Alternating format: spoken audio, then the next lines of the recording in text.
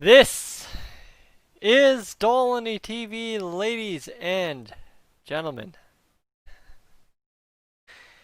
It's been a while. It's been an absolute long while, and here we are, ready for hockey at 8:30 p.m. Mountain Time. Oilers Flames to get us off and running once again. And my goodness, that feels good to say, ladies and gentlemen. It feels very good to say. If you're in the stream right now, need you to hit that like button. We need to get in as many people in here to get this going as fast as possible. Currently the Leafs and Canadians on the television set, and yes, I said television set, not watching on the Sportsnet Now package. I have been, well, as you can see, lucky enough to find a couch, lucky enough to have some good friends to lend me said couch for hopefully what will be a long playoff run to the end of October, and away we go. So the third period of the Habs and Leafs set to start, and then we'll figure out how to get this going. But ladies and gentlemen, we're getting this going, and that's all that matters at the end of the day. We are back to hockey, and that is absolutely unreal. So with that said, let's welcome in the chat. A reminder, if you're just joining the chat for the first time, this will not be an actual live game feed, just because copyright, and I lose everything I got, and trust me, we've got a good thing going here. The last thing we want to lose is this. So, Jason, that takes care of your questions. Tim, I'm hoping everybody shows up here right quick and we get this underway. Marcus, welcome in. Sam, welcome in. Uri, welcome in. And 97 Sports, you want the cup? We want the cup. And it's been a minute, but we are back. Absolutely. Vincent and Joseph, thank you so much, my man, on the board. And we are getting it going with the McWilson chants. If you don't know, I can't talk already, but if you don't know, that's a thing from earlier in the streams this year. You might want to go look that up. Ladies and gentlemen. Oh, Brett. We are off and running. Thank you so much, Joseph.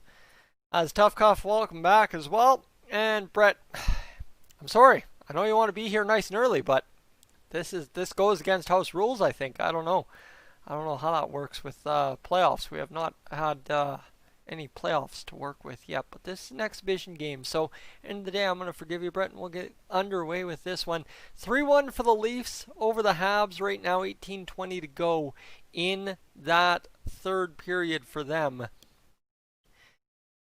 And I just don't even know where to go. I have been waiting for this moment for a long, long while. So I'll get up close and personal here. Let you see the chops. So essentially I did the Zach Kassian mutton chops, except for extended the mustache and kept the mustache intact with them. And the plan here is, as the playoffs go along, as we go along to the Stanley Cup final, you'll see that the right here, this part here will keep growing and the rest will kind of stay stagnant. That's kind of to do the handlebars with the chops. That's what the poll on the community tab, if you don't know how to get that, you got to subscribe, I'm telling you. But the poll on the community tab told you all about that, and then, well, you guys chose the handlebars and the chops, so it'll be handlebars growing out and then the chops staying about this length, maybe a little longer. I don't know, we'll figure it out. But that said, exhibition. There you go, Brett. You did get me magic. Welcome in. Remfreet, chops. Yeah, that's just, well, that's why I covered it. Yeah. Rusty? Rusty's going to be the key word tonight, that's for sure. And here we go. Matt, it's a long time no see thing, absolutely. And, well, reminder to all, be kind, be polite, keep it hockey in this game. All are welcome. Please keep it that way and be civil, Robert. Absolutely. Absolutely. And you know what? This is going to be good. We'll suspend the superstitions for one game. End of the day, it's the Battle of Alberta. That means absolutely nothing. That's the crazy hard part here. Is the Battle of Alberta means absolutely nothing in this whole scheme of things when it comes to the playoffs. However, you got to get your legs under you. You got to get things going at some point, and that's where this comes into play. Is it's not about the score. It's about how sharp you look, how sharp you feel, and how sharp you make yourself in the course of 60 minutes on a Tuesday in late July. Because remember, this is the only game the Oilers will play in July, and then we move on to August 1st and game 1 against the Chicago Blackhawks. And my goodness, how good does that sound? I was just upstairs with everybody And I was kind of having a chuckle about, man, that's the first preview for the series, like television promo I have seen to this point. But I mean, hello, right? I haven't been watching much TV because who has been watching much TV? It's July 28th and it's 30 degrees outside here in southern Alberta. I am dying in this Oilers jersey, this Connor Mcdavid Oilers jersey, by the way. It's meant to pick that up around Halloween time. But yes, absolutely. And can I get this stall any TV? We'll get it. We'll get it going for when this game gets going or when the crowd really gets here. But absolutely, Obadiah. Thank you for tuning in all the way from Calgary, southern Alberta. See? Told you there's more than just me down here. And it's absolutely exciting that hockey is back. Pikachu, you are hyped. McToads, you're ready to go. Game day, Jim, absolutely. And no matter what, Oilers fans should be verified on YouTube. I don't know, man. I don't know. And someone needs to make a statement from the goaltender spot. That would be the interesting part because Tippett didn't tip his hand. Pun everyone's making today.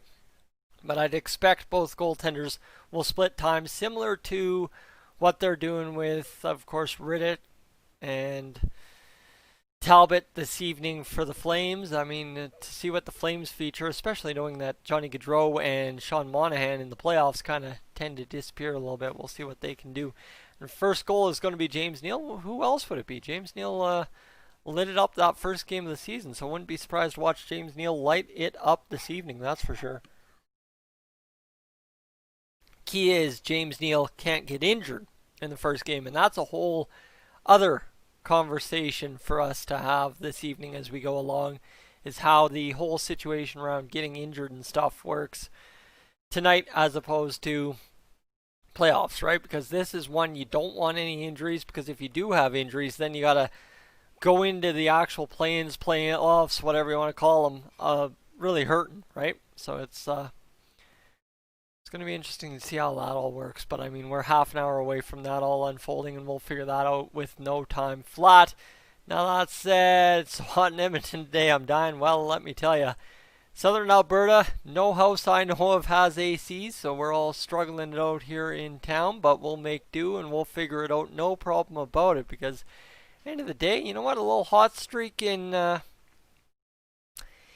late July ain't a bad thing for the old HVAC industry. And I mean, as a guy who works in the HVAC industry, that's kind of what I've been looking forward to since about June 1st, and now we're getting it July 28th. A little bit late, not going to complain. It's here, it's fun, it's dandy, and plus I got a little bit of it up in Cold Lake earlier this weekend, and let me tell you, that was an absolute blast. My brother's wedding up in Cold Lake. You saw the photo on Instagram or Twitter if you did, and it was a very good time indeed. So, Tough Cuff, you're tuning in from Powell River, BC. I imagine it's only hotter there than it is here. And, well, at the same rate from Bonnie Doon. Now, that's an area that's started suffering a lot over the years. Didn't they have the mall closed down? I think that was my last year of college. Back in 2016, they closed down the mall, if I'm not mistaken. And hope the bottom two lines score first. Robert, that may silence those that think Oilers have no depth and only Connor and Leon can score. Don't get me wrong. I want them to score too. Well, you know what? End of the day, all four lines rolling a couple goals each would be beautiful. An 8 spot on the Flames. Never a bad time. Ian, you're excited. I have been waiting for this moment for a long time. And oh boy, the Leafs and the Habs don't know what a hand pass is, but the ref just let them know when they figured it out for them, so we'll be good there. I gotta stop the hand clapping thing. It's become a bad habit over the past week, but we'll figure it out.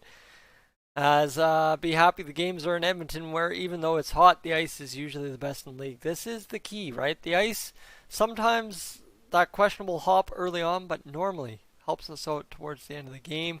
I know I'm usually the first 10 minutes I'm always complaining about the ice, and then I shut up because you kind of see the game settle down and figure it out. But it's going to be a whole new element playing in 30-degree heat in the middle of July. Well, late July. I've already said that once. Let's just remember what I've said. That's for sure.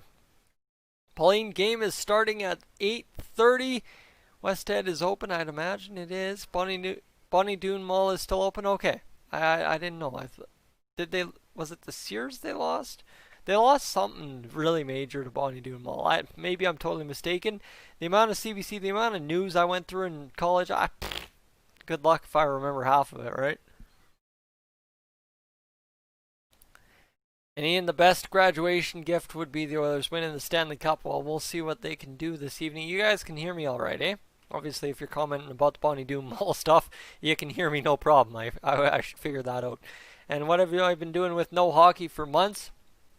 YouTube, slow pitch since it opened up, and living to work. Quite honestly, I was living to work the entire time I was in quarantine, COVID, whatever you want to call it. Now, things have opened up, freed up a little bit, and here I am getting back to life a little bit, right? Hockey, my life.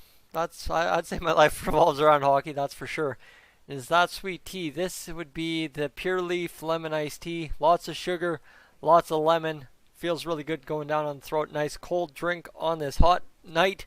And it's going to be good. Audio is good. Perfect. And Dallas, you just subscribed. Appreciate that, guys. That is the big key here. You want to stick around. You want to be able to find me in the sea of live streams. You hit that subscribe button. You hit that like button in this live stream.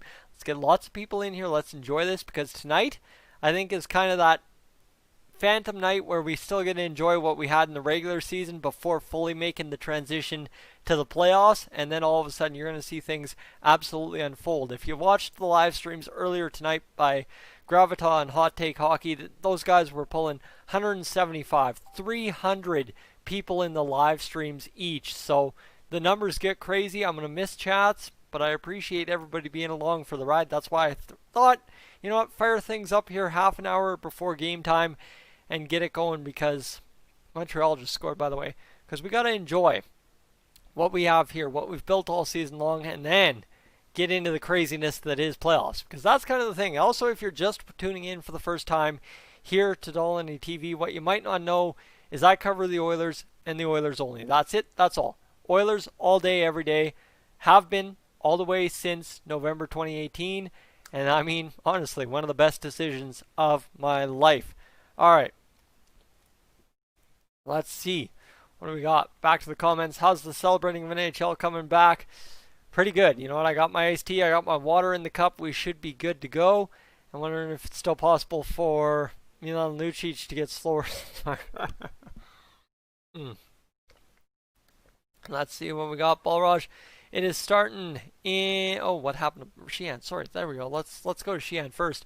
I don't know. He was banged up. Didn't play in that scrimmage game, so we expect to see him Saturday, according to Tippett, so we won't panic too much. But Haas draws in, as far as I understand, tonight. That's the problem. Hockey Broad, you tuning in from Winnipeg. Appreciate you tuning in all the way from Winnipeg. I can imagine if it's a scorcher here, it's a scorcher there. That's just kind of the way it works.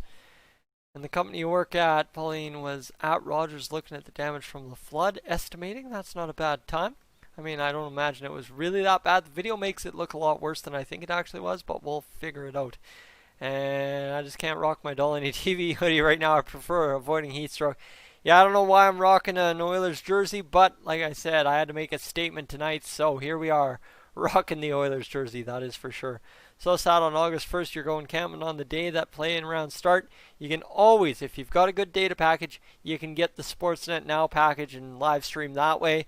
I mean, tough part for a lot of people to live stream stuff, especially when camping, right? If you're out in the boonies, yeah, you don't know if you've got service. And I mean, welcome to the foothills, right?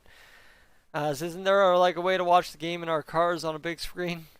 Actually, I think a lot of the cars nowadays there is a way to do it. I think some of them have an app. I don't know. I have a car from '08, so good luck to me, right? And here we go, Spencer. You've got the serious question. I had this question sent to me on a text earlier today. Broberg in. According to reports, Broberg is in tonight. According to what I know, he's not. So I guess we'll wait and see. Dave Tippett really non-committal about what was happening for this Oilers game. But that's good. That's the way we want it to be. That's the way we need it to be.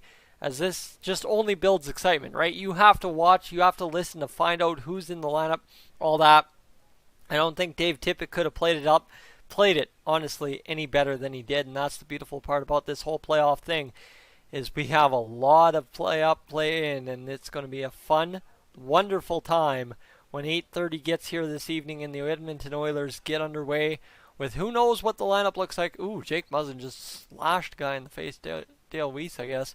You know, look at that. They're wearing masks in the penalty box. That is very interesting. That is for sure.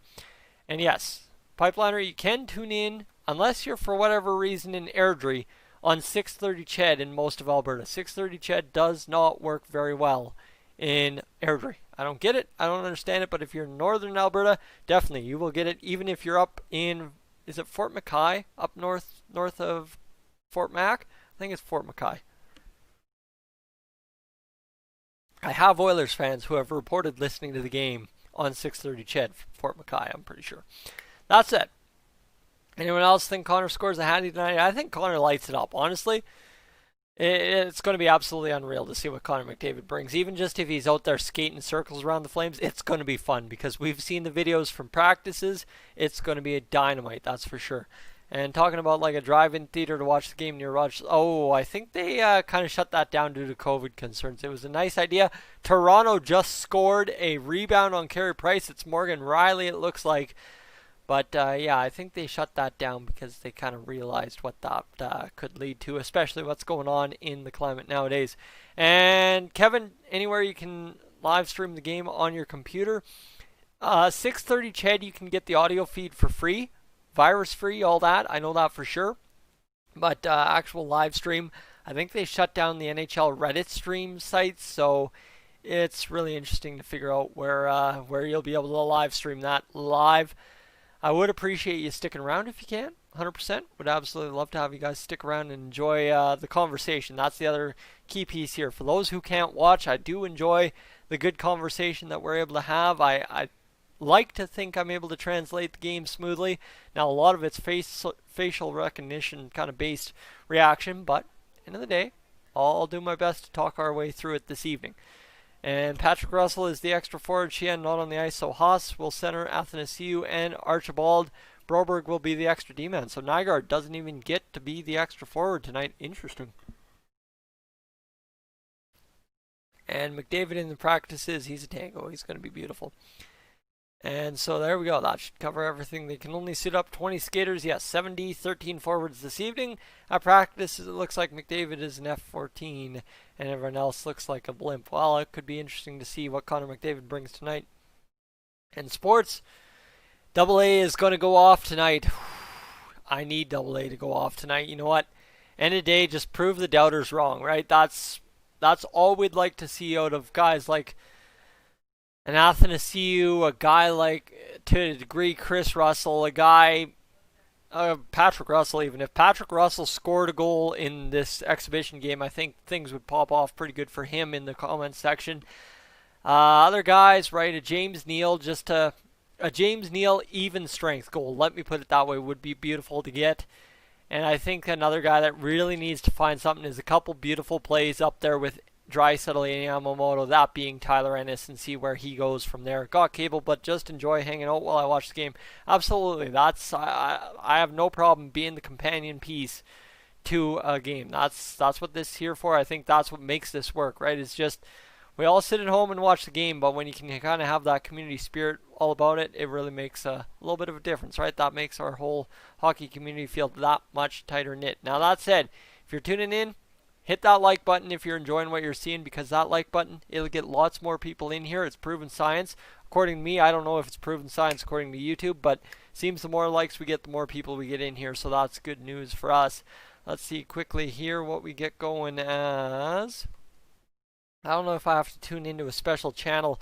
Let me check Twitter here, as I don't know what the update is underway here. So 3-0. Koskinen is the first goalie off the ice at warm-up. Broberg, Haas, and Patrick Russell are taking warm-ups for the Oilers. No Sheehan as expected. There's your update.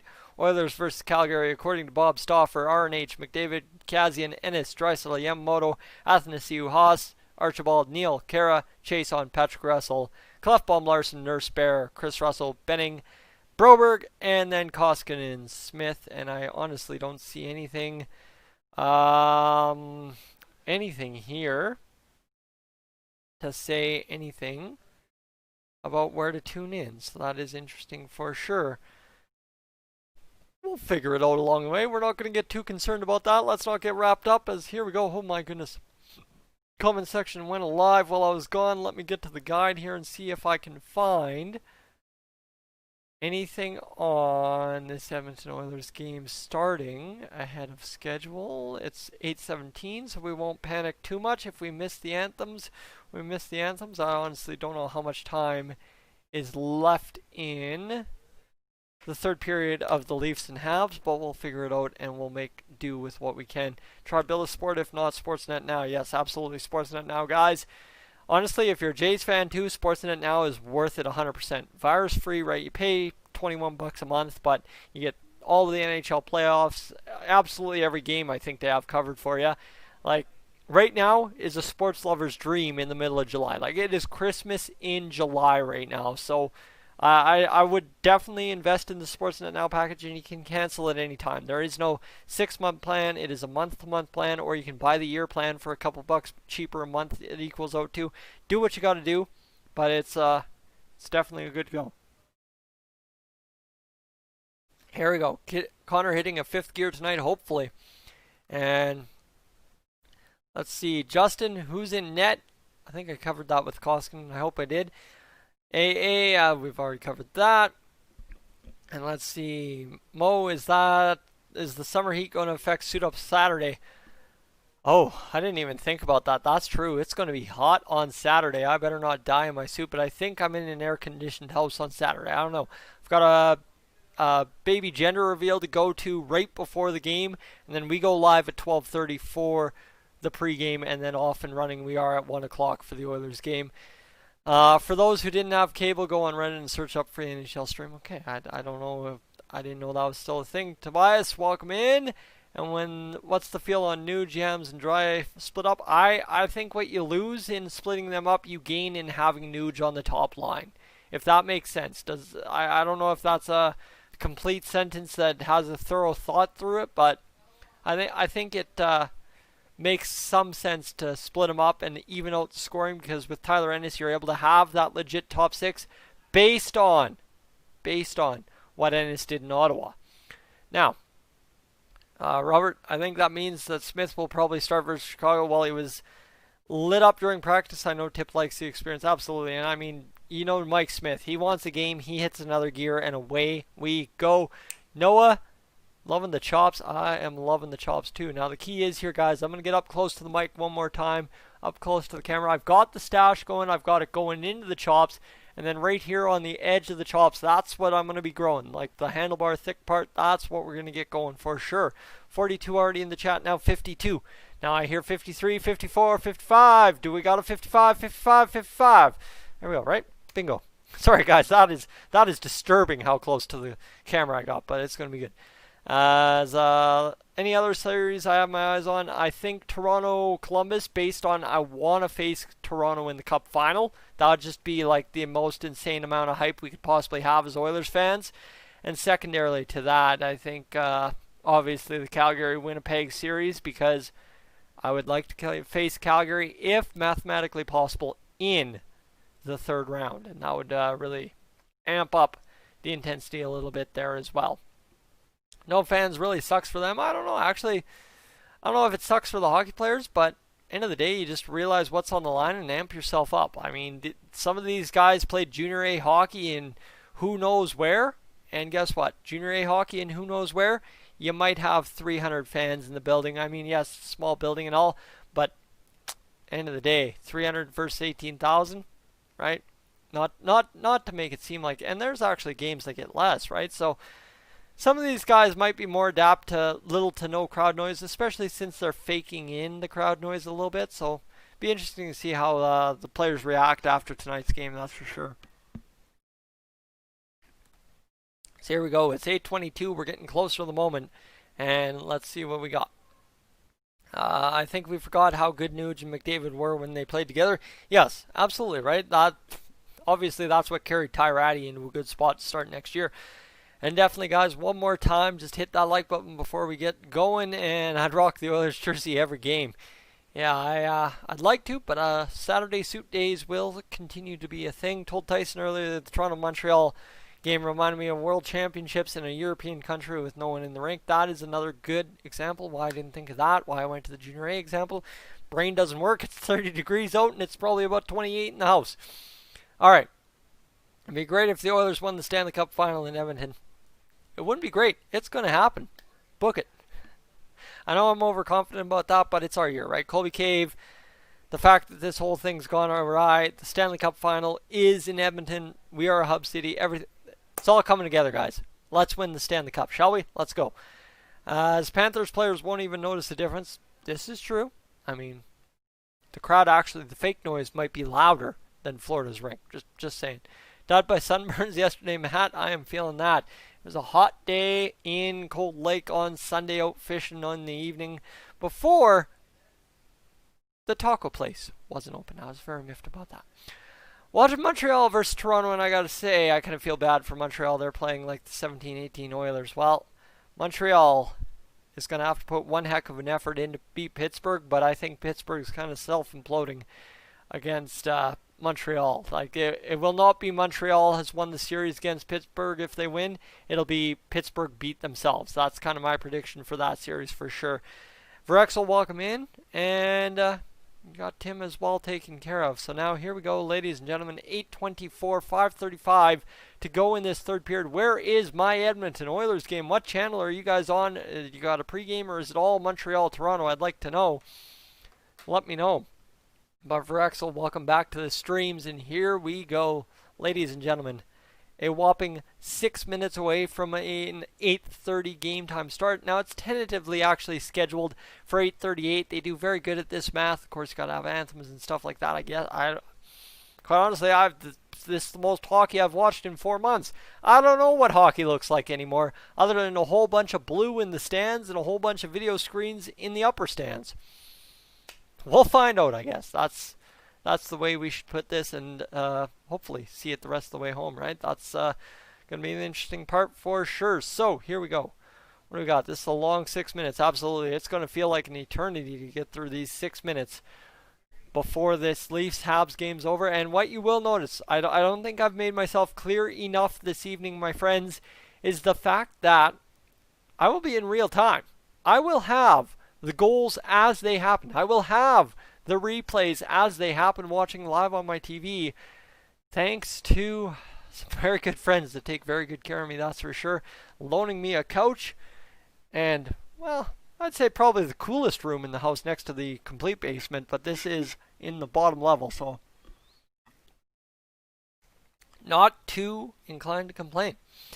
I haven't even noticed the new camera angles they had been talking about. I think it comes in replays, but you kind of see those zoom-ins from the center ice camera, and you kind of see how it transitions. That's a little bit different. This back angle, a little bit different here, is I think having no fans also expands the reach of the cameras. I would actually be intrigued if I can get a hold of my friend who's working in the bubble. Classmate, I should say. I haven't kept in touch, so I don't think I earn the right to call a guy a friend, but get in touch with the guy I know inside the bubble in Edmonton, being that he's a camera operator, see what kind of, how we notice the differences. That should be the question, I guess. How do I notice the differences in the game? So, they undoubtedly will. Hopefully no OT to delay things more. Yeah, no, it's 4-2 for Toronto. Toronto's probably going to take this one home against Montreal, and we should be good to go. L, thanks for doing this. No worries. This is absolutely my pleasure. I've been waiting months to get this going, and here we are, pre-game, still 5 minutes at least from the game starting. And we're at 69 people in the stream. Nice, by the way. But the big key factor here is we were lucky to have 70 by the third period of every game. So, ladies and gentlemen, hats off to you. Thank you for coming through in the clutch already early on. And here we go. As I was super disappointed because I came in late and didn't see this stall any TV. Well, I promise you I will get that going. As soon as the puck drops, we'll get underway the proper way, sick, and we'll get it going. Because you know what's going to be better than missing This Is Dolany TV off the start? It's going to be better when it's the double finger snap off the start of the game review. That is for sure. So, Let's see what we got. Hopefully no fights. Yeah, absolutely. I don't want to see Zach Kassian getting in a rough and tumbly. I don't want to see anybody getting in a rough and tumbly and getting hurt. That's kind of the danger, right? You don't want to see anyone get hurt tonight. And yes, actually, Tough Cuff's got a point. You can actually rewind it and see my intro that I didn't really know what to do. You'd think I had all day to plan it, and I didn't think to plan something insane for it. That's for sure. As Sportsnet, yes, Sportsnet now is where you want to be streaming if you can, because that allows you to stream everything for $21.99 a month. It's a really good deal. Mine will renew right away here at the start of the month, so we'll be good to go. And an early reminder for the scoreboard. Here's the problem, Tim. The reason I don't actually have the scoreboard is there is no scoreboard available. I can probably chop one out of the NHL.com now website right away, but it's going to be interesting to kind of see how I do that, because it's going to be a mess right off the hop, because, well, ladies and gentlemen, Sportsnet doesn't have their regular scoreboard up and available. Let me see if this NHL.com website wants to flip on over, and it does not, so I'm not sure what to do here for a scoreboard. We'll figure it out. Somebody might come up with a solution, I'm sure. Let's see if Sportsnet Edmonton Oilers channel will allow me to watch the game early. It will not. It is off air. So let's go back to the old Sportsnet West and see how much time we can bleed off the clock before 8:30. It's a minute 52 to go in the third period. So if we start a little bit delayed, I'm not going to worry too much about that. That is for sure. So Sportsnet, those are the channels on TELUS. Yes, they are. That would be it. And then of course there's Sportsnet Now, which is the online package we've all talked about enough tonight already. I'll let it rest. Don't want anyone getting hurt or any suspension. Yes, no suspensions. And Todd, free streams. Unfortunately, I got nothing for you. I'm not about to go promote anything. I don't know anything about streaming for free. I used to stream on YouTube back when YouTube had a backdoor to live stream NHL games without getting caught, but that's as far as I went. And doesn't let me rewind it, just reloads to now, but you realize I was just playing around because I love that part of the vids, right? Oh yeah, absolutely. Yeah, definitely. It'll be better when it's a double finger snap off the top tonight. Alright, let's see what we got. Ozzy, you've got your suggestion. I know that's the popular suggestion. 50 seconds to go, empty net for Montreal. We'll let that one finish out. Search up Oilers versus Flames online free. I don't know if I'd do that. But I don't want to link them. Okay, there we go. That's safe. Yeah, guys, just don't link anything, because you link anything, it's going to come up blocked anyway, and we'll probably block it out anyway. And Mcdavid, yeah, McDavid's going to be interesting to see what he does tonight, that's for sure, because we've heard about a 5th, 6th, 7th gear. But we'll see what he does this evening against a Calgary Flames team that we really don't know much about. Because how can you know anything about a team that hasn't played an NHL game, exhibition or not, since before March 12th? End of the day, right? That's the question. It's 8:30. We got 46.6 seconds in the third period against the Montreal Canadiens and Toronto Maple Leafs, and then we'll get going into this hockey game right away. I'm going to find a comfortable position on the couch. Do I watch back here? Do I watch standing up? Do I put a pillow behind my back? See, there's the thoughts of the night. Let's put a pillow behind my back and get some back support going. And let's see. Here we go, Oilers. Here we go. Absolutely. We are getting close to it, guys. And there was a report that the NHL will be hyper vigilant in shutting down streams due to the revenue crunch. This is fair. This may be the case, and watch out for that. Justin, welcome in. Exotic, let's see, where's is the other stream on? Anyone got a channel? Sportsnet West for the game? I am on Sportsnet West. For whatever reason, it is not showing up on my channel yet. Let's go here. What did I do? What did I do? What did I do? I don't know what I'm doing. Don't know what I'm doing. Hold on. Tyson doesn't know how to operate the remote. Should have gotten crash course in that before. Sorry, that was embarrassing. But 35.0 seconds. We should be good to go here right away. It's on Sportsnet national feed. It's scorching hot right now. Absolutely.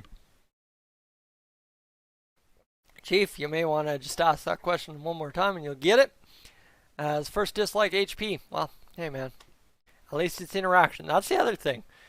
There is interaction bonuses, but I don't want to see those dislikes too often tonight. As only game before games that count towards the playoff Stanley Cup, I expect an intense one despite it being an exhibition game. I don't know what to expect. I don't know what to promise you guys. That's the tough part, so we'll figure it out. And Sportsnet West, but Toronto has hijacked it. Of course, that's okay. So you've got the same as I do. That's good news. 8 seconds to go in the Toronto Habs game. It's a 4-2 win for the Montreal. No, it's for the Toronto Maple Leafs, and they're skating around. They dance the guys around, and that is it. They are done. They are over, and here we go, ladies and gentlemen. It is our time to shine this evening. The Edmonton Oilers about to hit the ice and get this going.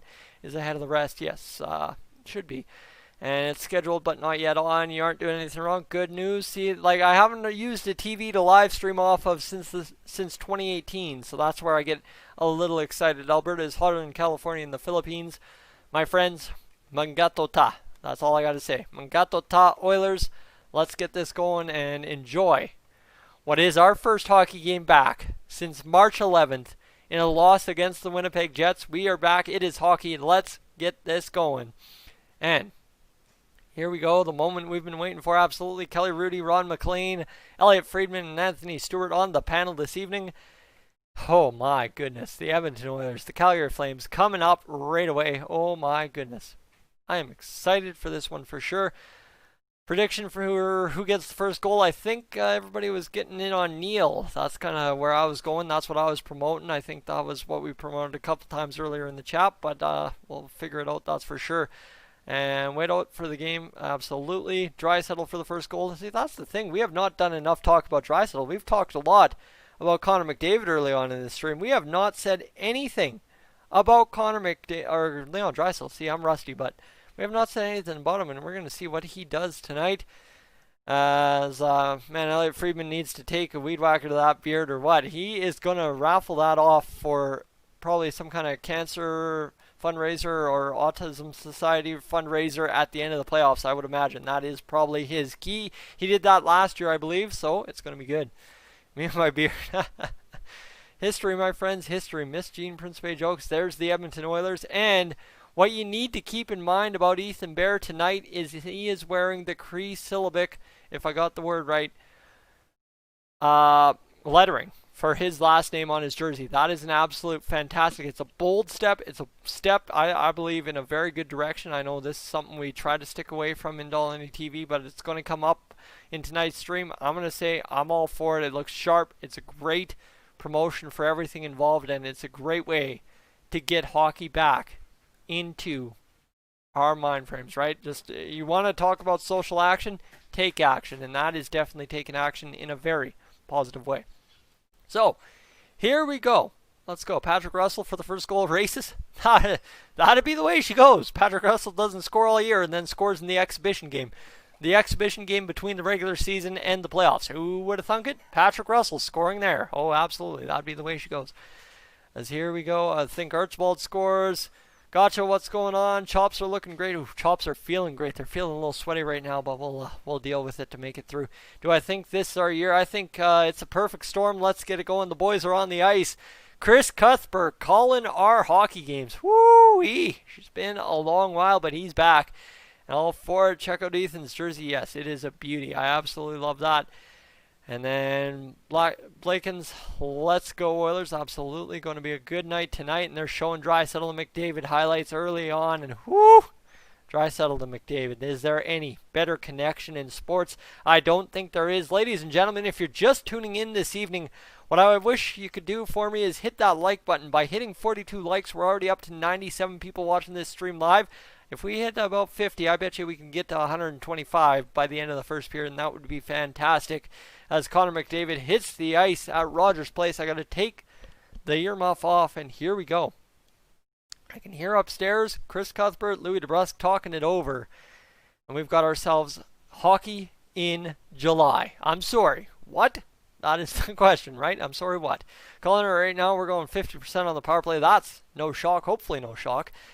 And would like to see Ennis score the first goal in July. Ennis scoring the first goal in July would be good. The first goal in July in Oilers history going to Tyler Ennis. It'll go to somebody. It has to, unless we get shut out. But that, zip your lips, ain't happening because I just cursed it, right? That's hopefully the plan.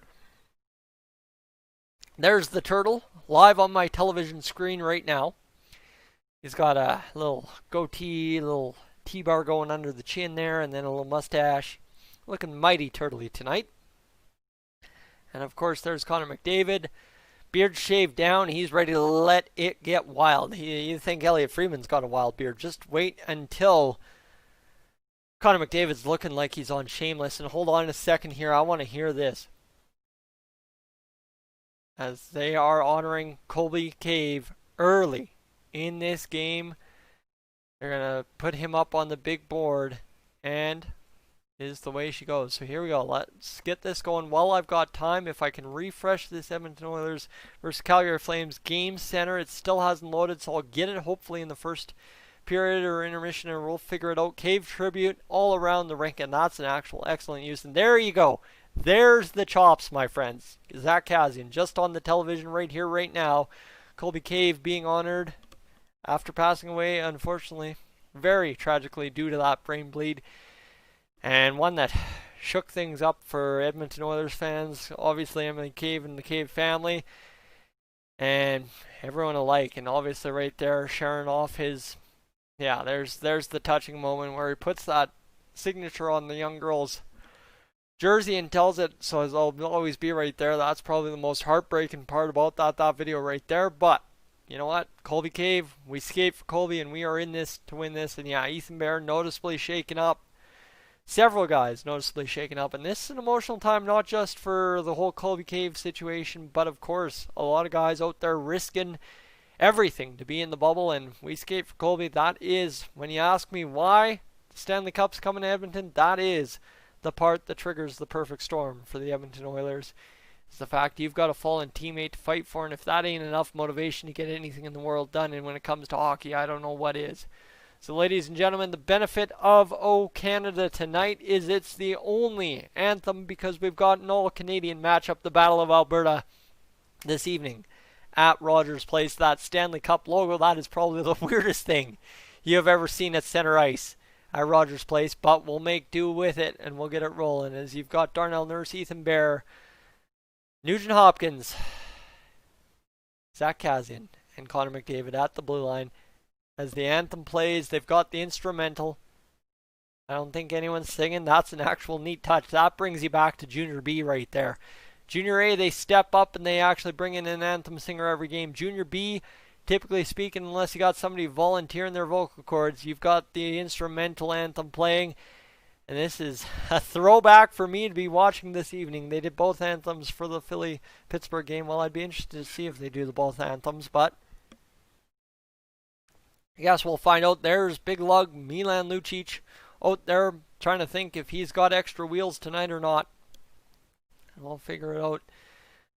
As Oilers, Flames, you guys are freaking me out here that we're going to have to sit through an American anthem, but we'll find out because the game is in Canada. Absolutely. That's traditionally graphically challenged. I mean, T-square ruler note.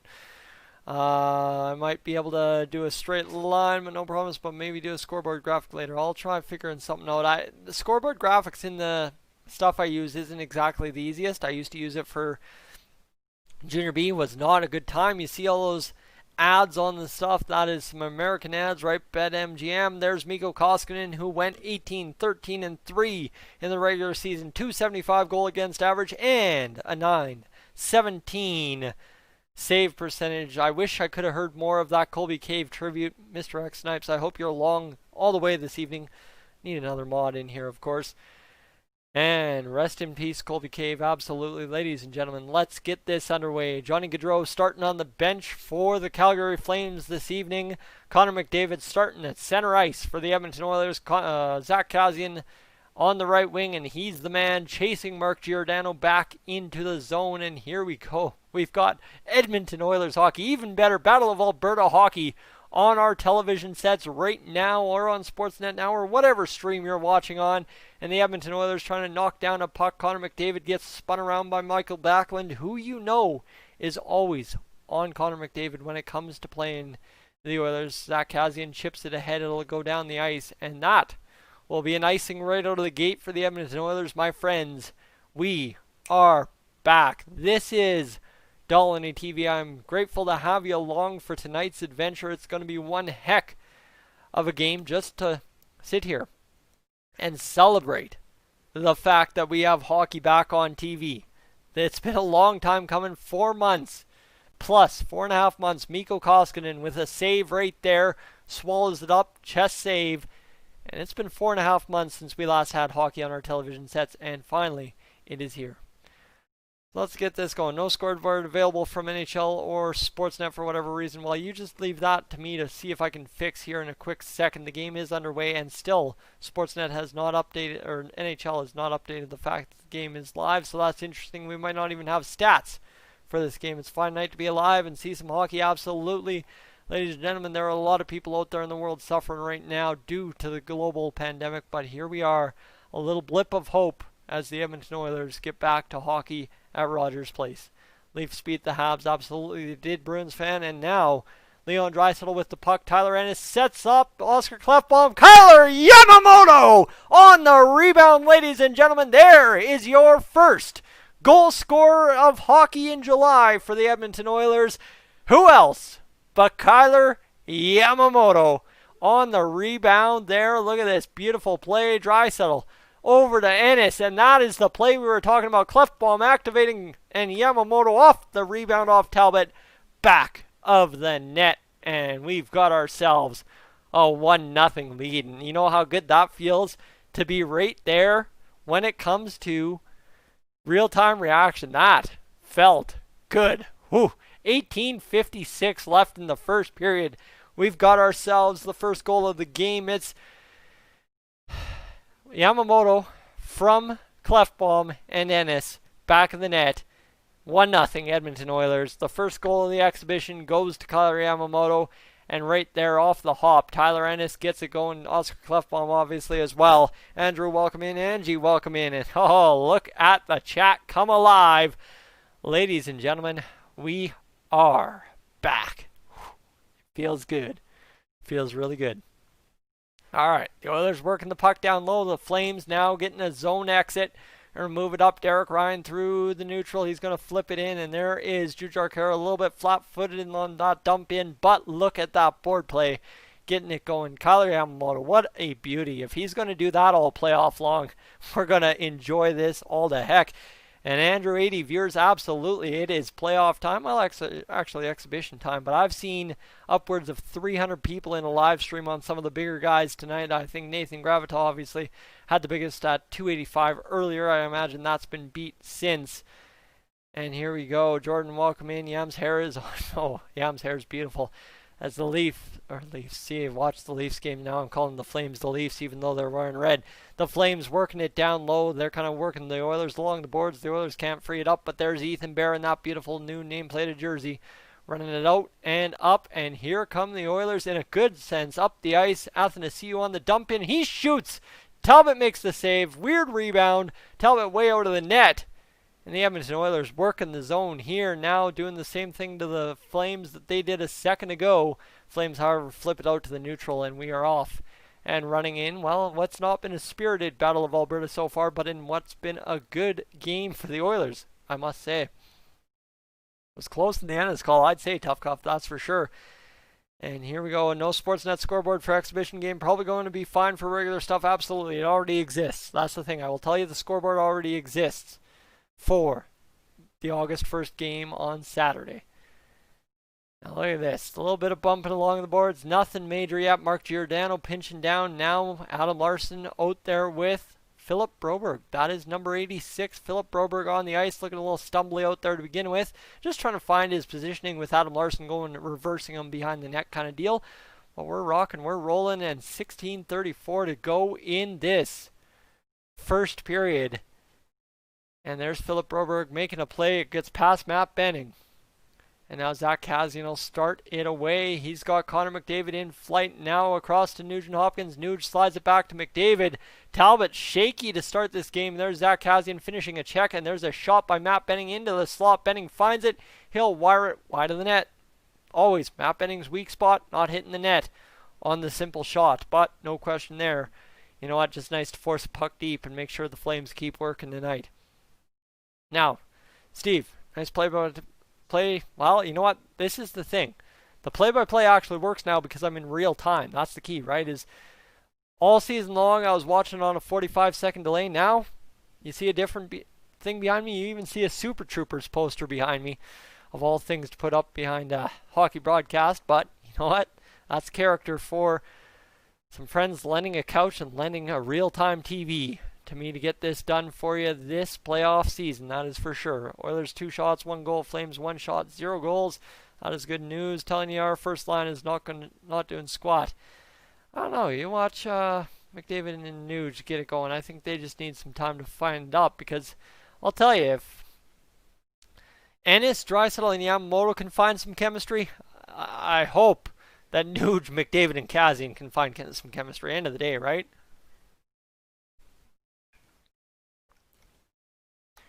And yes, Justin, there are actual hockey play-by-play, like legitimate hockey play-by-play from Junior B days for me of stuff that I've done. But there we go. James Neal flips a shot on net.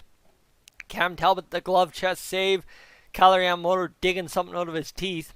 Shouldn't be doing that, COVID and all. But you know what? This is just a beautiful play. Look at Calgary Yamamoto, just exactly where he should be. Accelerate through the puck, flip it over the diving defender, back of the net. Cam Talbot sprawling, and it ended up being a 1-0 game. Eric, one thing I don't see is any cats. That is because the cat in this house doesn't exactly like me as much as my cats like me, but she'll come cuddle at about 4 in the morning if I end up sleeping over. But I don't think that's the plan tonight. We are going home, and I am going to work tomorrow morning. So here we go. 14:29 to go in this first period, my friends, and the Oilers up 1-0, 6-1 the shots, and the Oilers absolutely taking it to it. And look at this, James Neal looking sturdy out there on his feet, hands it off to Darnell Nurse, reverse around to Ethan Bear. Bear will fire it up the ice, and look at this. Gaetan Oss gets turned around there by Andrew Mangiapane. I can't say that. That's way too much of a handle to say right out of the gate. But Patrick Russell, how about we just say that as he dumps it deep on Cam Talbot, who will come out to play it. Goalie's been active. You know what? Cam Talbot's been active out there playing the puck. I don't remember him doing that much during the regular season when he played against us, or when he played for us with the Oilers over the past few years. Philip Broberg out there. Like to see him get a little bit more physical on Matthew Tkachuk. Maybe, probably not actually. That would be a little risky if he's going to try and take on Tkachuk. This puck gets thrown around, and look at this. Koskinen scrambling. Everybody finding, looking for it. And it comes to the point to Mark Giordano. And now Michael Backlund will regroup, get it there. He's going to rip the shot. And look at that save. Big Mikko Koskinen hugging that post, staying tall in his pads. It almost looks like Mikko Koskinen's grown a couple inches in his butterfly this exhibition game, that's for sure. So we'll see what he does the rest of the way through this period. 13-13. The Oilers ice the puck, and it's 7-4. The shots on net. You like to see this. The Oilers shooting early and often, that's for sure. As Pisani score yet, Steve. Oh, man. Fernando Pisani in the playoffs. Was there anything better in 05-06? That guy was electric. That guy was fantastic. Here we go. David, welcome in. And nice to see Draisaitl skating hard both ways. Oh, you will be surprised to see what Draisaitl does this offseason, or playoff season. Out of practice. I claimed that earlier, but it is going to be shocking to see what Leon Draisaitl manages to do in these playoffs, that's for sure. Because you know what I forgot? I forgot to do the tags for this stream, so that's what we're missing, but we'll be fine. As Steve, absolutely, he was a stud, and you think about those plays, right? That overtime goal. Good memories, good memories. But still, highlight of the period. Kyler Yamamoto's goal so far, and we got a power play upcoming. That's good news for us. I don't exactly have volume on the TV. Maybe I could turn that up. There we go. A little bit of volume. Hopefully you can't hear that, and we're good to go. And McDavid's only good because of Draisaitl. There we go. Isn't that the truth? Turn it around, and all of a sudden you got a whole MVP that ain't named Connor McDavid. That is the crazy part. Oilers 8 shots, 1 goal. Flames 4 shots, 0 goals. So far, so good for Mikko Koskinen, who is trying to make his best impression to be the Oilers' starting goalie throughout the playoffs. I wouldn't be surprised Mikko Koskinen starts the majority of the play-in round. Obviously, I think Game 1 is probably going to Mike Smith, but we'll make do with what we can. Here we go. The return of the power play comes back, and my friends, I am just check. Holy goodness sakes. Fun stat for you, my friends. This evening we have already had 900 views on the live stream. That is out to left field for a number already. Just going to tell you that much. It's 8:30 game time start, and here we are at 8:52 with already 900 views on the live stream. I couldn't imagine that, but you know what? Different times here in the world of hockey, and I appreciate you being along with me, whether it's 2 minutes or 20 minutes or 2 hours. Whatever time you can sit in the chat and comment along with me, I appreciate that. What I will remind is if you're just joining the stream, hit that like button. Make sure to hit the subscribe button too. If you enjoy the Edmonton Oilers, if you enjoy hockey, if you enjoy listening to me do play-by-play, I mean, I don't know. That's for sure. But it is interesting to see what hockey has brought us all back together. And here we go. Sorry, I got distracted just trying to check something. And there we go. All right, already. Since the start of the stream, we've gained 6 subscribers, so I'd like to see if there's a couple of you that want to stick around for the whole playoffs. Let's get that up to 7,750 by the end of tonight's live stream. All right, number 1 power play in the league, and Mcdavid was slumping a bit. I think Mcdavid was a little bit out of gas. I think that's what they were talking about a lot when training camp hit, was how rested Connor McDavid is and how ready he is to go finally after being out of gas at the 71 game mark. Of course, that offseason took a heck of a lot out of him. At least that's what I'm hoping. As this power play working the edges, here's Connor McDavid. He's going to risk a shot blocked by Chase on there, looking for the tip, but blocked instead. Now across, here's the shot from Draisaitl across to Connor McDavid. Back in the net. Ladies and gentlemen, any doubt about it, Connor McDavid slumping. How about that? She's a 2-0 hockey game for the Edmonton Oilers. The number 1 power play strikes. And I don't know why the chat has frozen up here. I don't know if I'm missing something or what. But yes, sirree, Connor McDavid gets it going. Look at this. The perfect power play as it slides the shot fan across, and Connor McDavid gets it going. Top shelf Cam Talbot and big match Connor McDavid ready to play. If he's going to do that in the playoffs all series long against Chicago, all series long against the next opponent, we are going to be good. We are going to be dandy. She is 2-0. And the Edmonton Oilers are looking good. You know what? We've made 2 very good plays in front of the net to score goals. We get this going. McDavid is only good because of Draisaitl. I honestly don't even know who got the assist. Oh, yeah. Absolutely. No worries. As Connor McDavid gets it going, she's 2-0. Whew! I was worried about a shutout there for all of, 5 seconds, and now all of a sudden, here we are. Up the big 2-0, Connor McDavid getting it going. Everyone's figuring McDavid out. Irrelevant. That's the thing. McDavid's one of those good players you can never figure out, and that's the beauty of it, that's for sure. McDavid has fire in his eyes. I think McDavid has an absolute drive I don't think we saw in 16-17. I don't think we've seen any other season, because now this means a whole lot different, that is for sure. As Noah Hannafin's going to go across, the shot gloved by Mikko Koskinen. And actually, here's the second while we have a pause in the action. What you missed on Twitter, social media, Instagram today is the fact that Mikko Koskinen had a glove full of pucks. And the Oilers made some cheeky remark about how his glove was so incredible. And obviously, right, Oilers fans know Mikko Koskinen's glove is not his strongest asset, although it has become a lot better of an asset so far this season into now the end of the season. It was looking sharp in those first few games. Was it against the Canucks, where he had just some dynamite glove saves to open the season? Or no, it would have been a little bit later on.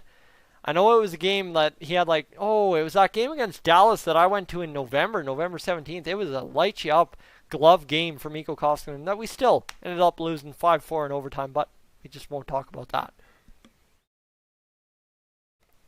As there is Honey Badger, Kyler Yamamoto out there pushing that puck ahead. The Flames dump it deep.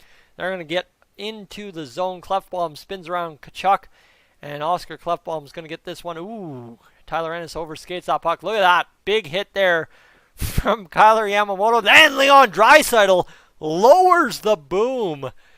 And the Oilers throwing the body all of a sudden here. There's a couple of ones. Not big, massive, glorious highlight reel hits, but still throwing the body enough in an exhibition game that it should count. And the Oilers getting a little physical, up 2-0. There's no catalyst. Well, you know what? End of the day, you just get Zach Kassian driving in the net. That's all you need. Zach Kassian driving to the net, and Nuge and Mcdavid can figure out the rest. That's the thing. McDavid's a guy who can funnel the puck to the right spot, kind of like how Gretzky used to do it back in the day. So just give him the guy that goes to the net, and I think you see Connor McDavid succeed a lot more. And who's going to the box? Is Zach Kassian? Oh, here we go. Derek Forbert and Zach Kassian messing it up. Okay, all right, calm down, boys. We can't be getting this going. Oh, I missed a big hit. There you go. See, I do miss things in real time talking because when the lips are flapping, the eyes don't work as well. But Zach Kassian, is he going? Eric Gustafson going to the penalty box? Nice. Okay, we'll take another power play. Look at this. Eric Gustafson right there. Zach Kassian, big hit. Woof. Popped the helmet and away he went. Battle of Alberta, let's go. That is what you want to see. I didn't expect to see that tonight, but here we are. Getting it going. And look at this right there. Okay, he took the old didn't have the helmet on penalty. That's a new penalty. Haven't been with you since March, my friend. Hello, Lisa. Jets fan in North Van. Well, grateful to have you along. Cast chop chop. We got it going. Big time penalty get for Zach Kassian there, knocking the helmet off and the player continuing on. You're going to have those rusty moments with the rules and the stuff like that, right? That's what this is here for. So as you know, don't get screwed by that in the playoffs and it doesn't become ticky-tacky because you already got called for it in the exhibition. As the Oilers on the power play, they are going to let this go without a scoreboard. Oh man, Connor McDavid misses the skate around now. Leon Draisaitl toes back, and this is going to be an interesting wrinkle as they're now going to send two defensemen back. And the Oilers move this forward. Connor McDavid, nice entry, but he can't get it going.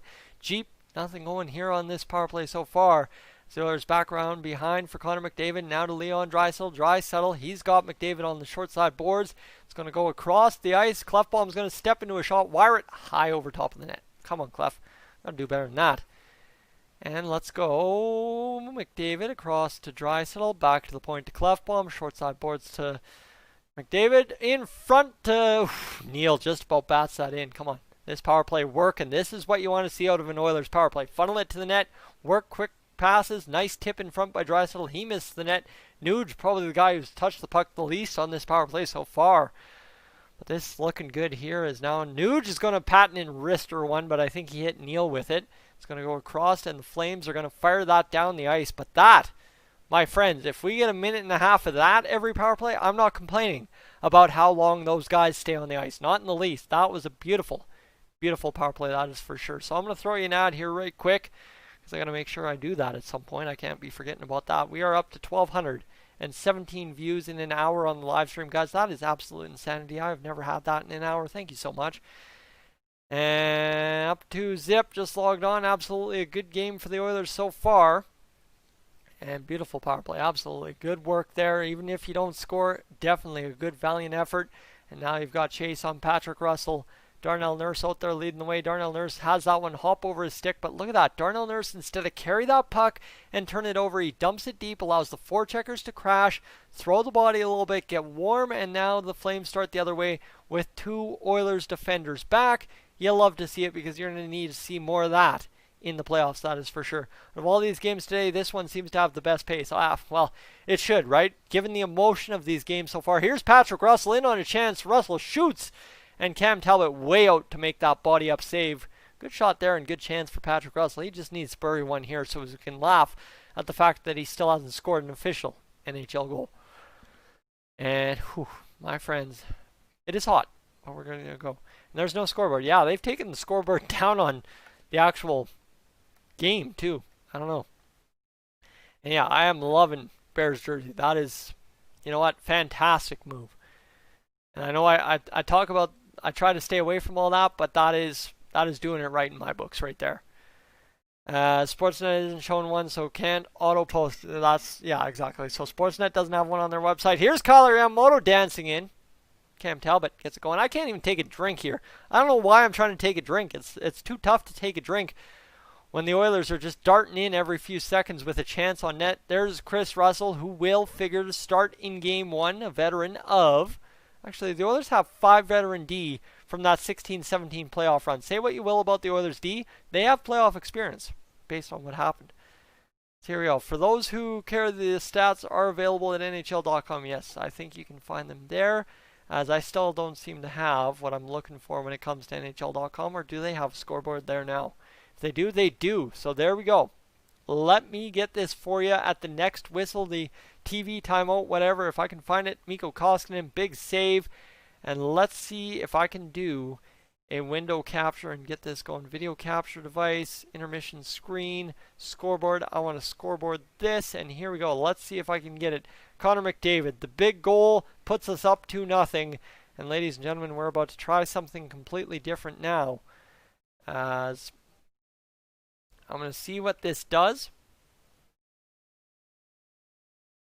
We're going to see what that looks like. So that's going to look a little bit different. So there you go. You see the scoreboard's right about there. I just need to do my crop filter and figure this out. We've got time. It's television timeout. Let me get this queued up. So let me go over here to left. Let me go 250. Oh, we don't want 250. We want 260. 265. Nope. I don't know. Hold on. 265. Top, we want 350. And right, we want 875. Nope. Apparently we want 1025. Mathematics, eh? You'd think I'm a broadcaster by trade by knowing all this, eh? 1250. Nope, that doesn't work. 1200. That works. There we go. And bottom, we want 500 for the sake of it. Let's go 525. Get it going. What's this? Oh, thank you. There we go. Refreshments on the way. All right. 535. 555. There we go. There's a scoreboard. There we go, ladies and gentlemen. And for whatever reason, because I've got it on another delay, let's just open that up a little bit there. And there you go. We have ourselves a scoreboard to use on tonight's hockey game. There you go. Woo! We got ourselves a scoreboard, and I've got myself an ice cream sandwich to enjoy and delight here. Sorry, guys. That took some work. That took some things going, but we got it going. And Nicholas, you're loving the chops. I am digging the chops. They look terrible, but they are a good playoff outfit. That's one way to cool down. Troy coming up clutch. Me talking with my mouth full. That is true. Scoreboard is not showing the second goal. There we go. It just popped up, so it should be up there now. And it is up there now. I don't know. Bear with me. This is temporary. It's been so long, I forgot I have Sportsnet. Oh boy. I feel that, Sing. As the Oilers underway again, here we go. Connor McDavid skating through center. He's going to flip that ahead to Zach Kassian, who is offside. And that's a way to adjust on the fly. Well, that's what you have to do in the world of broadcasting. That's what makes people successful. As accordingly, Sportsnet can't adjust on the fly. They are still not showing their drop board, so I don't know.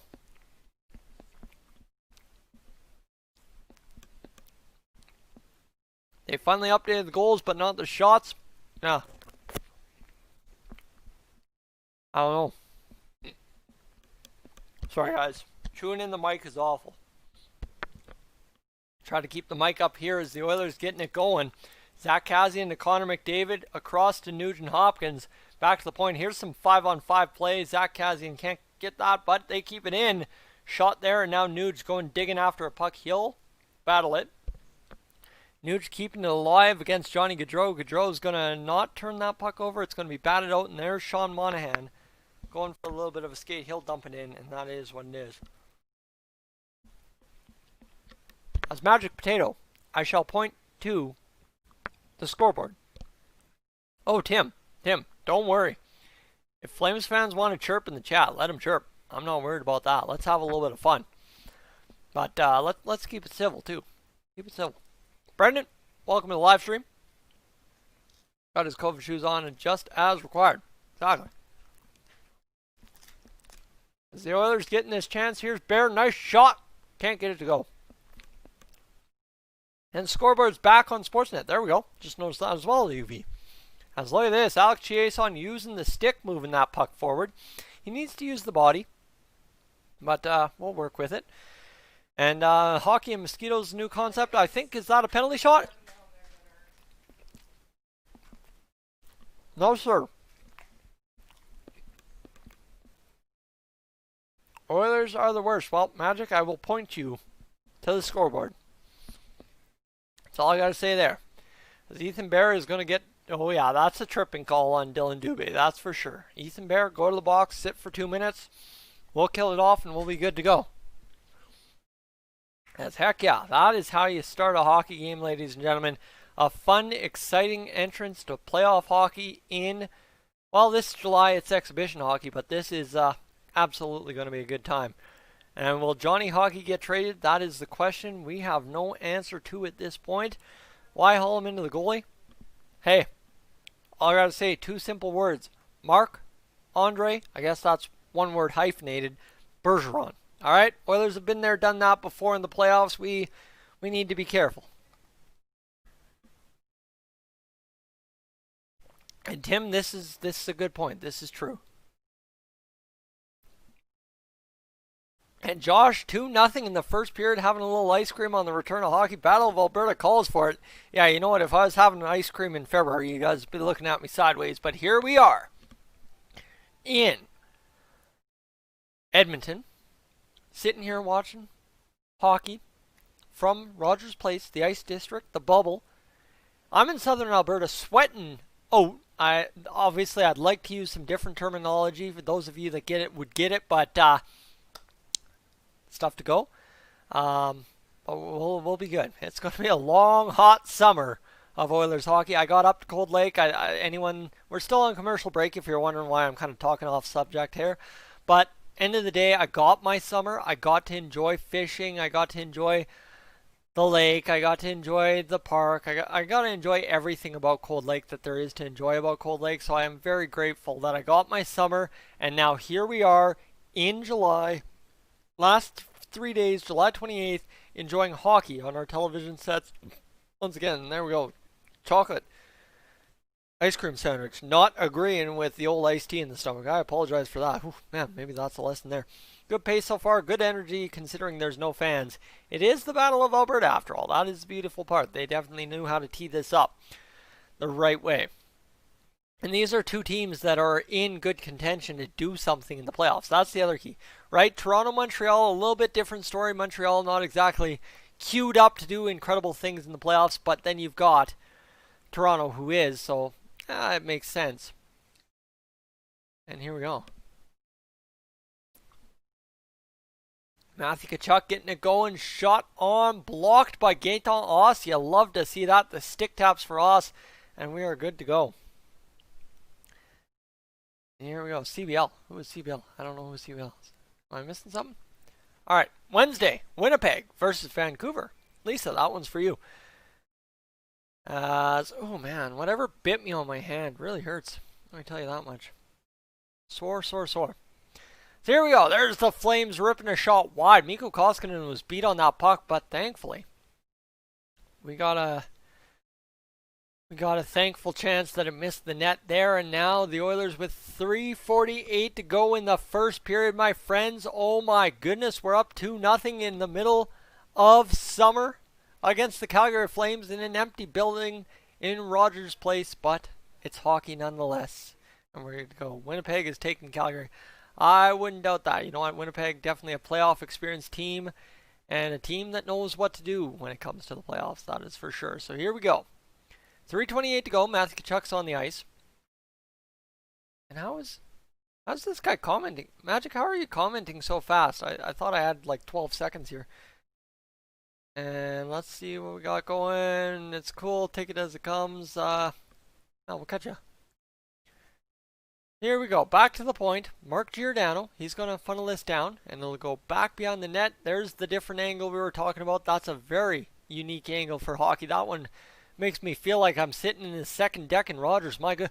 Ooh, I'm getting vertigo sitting here watching this one. I don't know if it's the ice cream sandwich and the iced tea, or if it's actual vertigo, but I do not feel comfortable watching this Calgary Flames power play, because obviously it's power play and they aren't showing it on the screen, but don't worry about it. The Oilers doing a good job of getting in the passing lanes and getting things going. There's the shot blocked there, fanned up. I don't know what happened there. It just kind of bounced in the air. And down the ice goes 252, and thankful.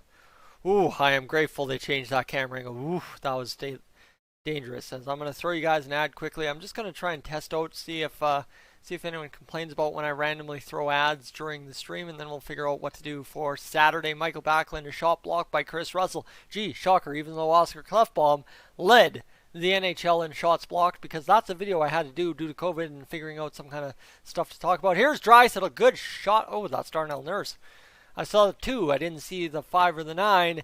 Darnell Nurse on a feed from Kyler Yamamoto, stopped by Cam Talbot, and it remains 2-0. Here we go. The smell of summer hockey is a good one. Well, you know what? Let me tell you. A little bit of dew in the morning, a little bit of hockey at 1 p.m. on a Saturday after a gender reveal. It's going to be a good time, that's for sure. And I wonder if this is the most NHL games played in Edmonton in one day. Well, this is only one game. They played the other 2 out of the Toronto hubs, so this is game 1 and only tonight in Edmonton at Rogers Place. And look how good that ice is. It's not glistening. It's freaking perfect. Well, you know what? A little bit of snow build up in the corners, but what do you expect after a full period of hockey? I guess we'll reevaluate come the second period, as here cutting in right through the middle. Connor McDavid up the gut of the slot, and there across to Leon Draisaitl. Can't find it. So Tippett's still got them going after penalties. That's good to see. And Sam Bennett across, pucks not bouncing that bad, I don't think. That's the other key too. 1:51 to go in this first period, ladies and gentlemen. It's gone by a lot slower than I thought it would. I honestly thought this first period would just fly by. Not the case. This one's been long, but a couple of penalties and stuff, right? 2 power plays for the Oilers, 1 power play for the Flames. They're not going to call that because Connor McDavid fell down on his own. Leon Draisaitl back to the point. Ethan Bear going to go across to his partner Darnell Nurse, now onto the half-board wall to McDavid. He's moving way too fast to Draisaitl for me to keep up. So, one-timer, short side. Darnell Nurse fans on it. Their passes are crisp. I mean crisp, very few misses. Well, and the puck has very little bounce when it hits the ice. But there's Philip Broberg. That's what I was talking about. Broberg just needs to step up and throw a hit. He did. And away we go. Connor McDavid in on the jump, and he just couldn't muscle past TJ Brody, who had the edge spacing. And look at this feed. Bang. Cam Talbot, lucky to get a glove on that. James Neal going to rip a shot blocked in front. Chase on. Jujhar Khaira and James Neal out there now. You just want to see them succeed defensively and let the offense come naturally as a result of playing tough fourth line, grinded out hockey. There's Jujhar Khaira going into the corner. It's going to be James Neal getting tossed around.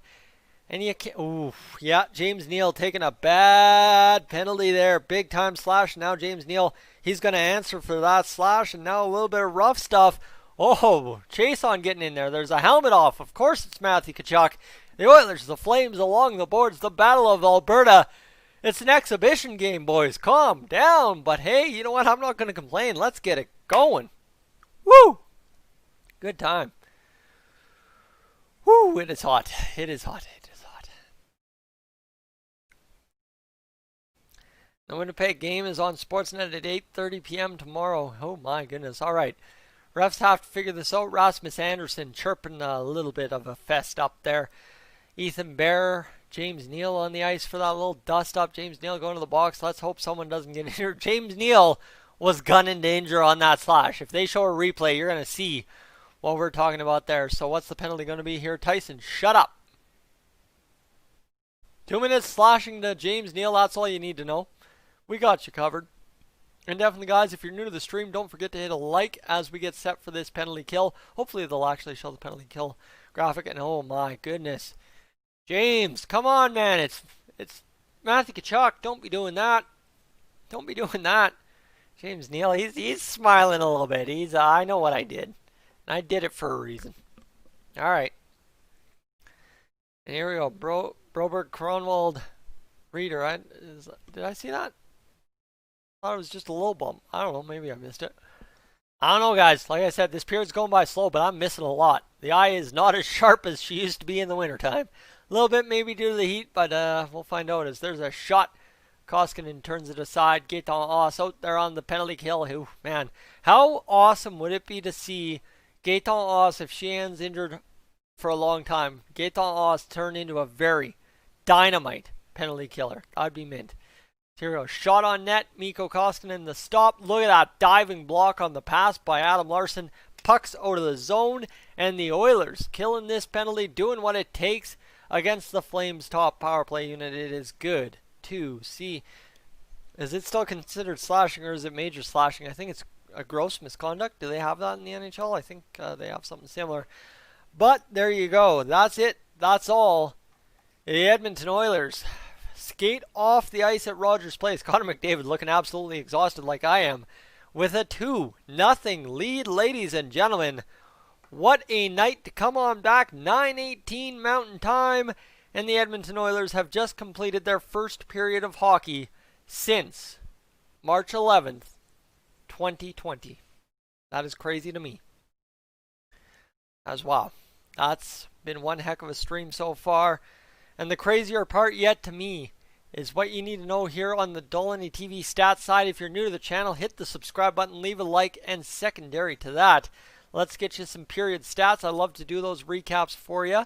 We're now at 7,727 subscribers, 7,727 Oilers fans or people who follow the Oilers, however you want to put yourself in that group. And, ladies and gentlemen, a total of 1,234 views in the 8 o'clock hour and now up to 346 in this hour. Thank you so much for being along for the ride with me this evening. It means the world to me, and it means the world to me to be back riding Oilers playoff hockey once again. It's been a long 2-3 years, whatever it's been. Let me just reply. As all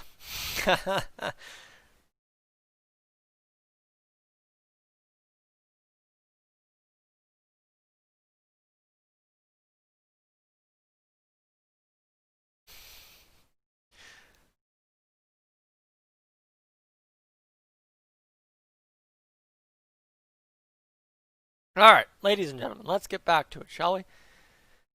Tim, clear and understood. Let's here we go. Ladies and gentlemen, commercial break.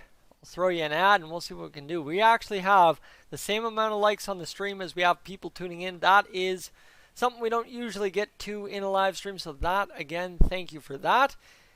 And it is a very good night for hockey. It's only getting hotter in here. That's the crazy part. It's only getting hotter in here, but we'll deal. We'll manage and we'll survive.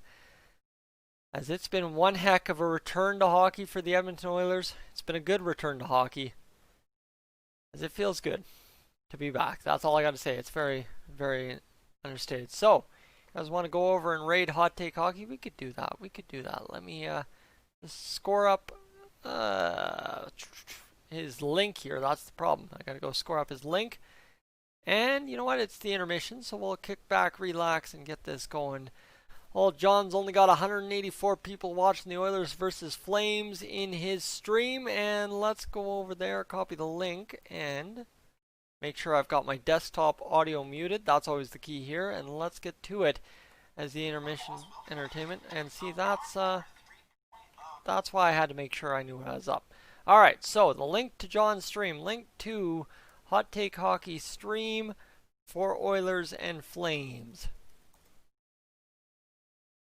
Let me get this here. There you go, ladies and gentlemen. Let's get over there. Tell him Tyson sent you. He'll know what's up.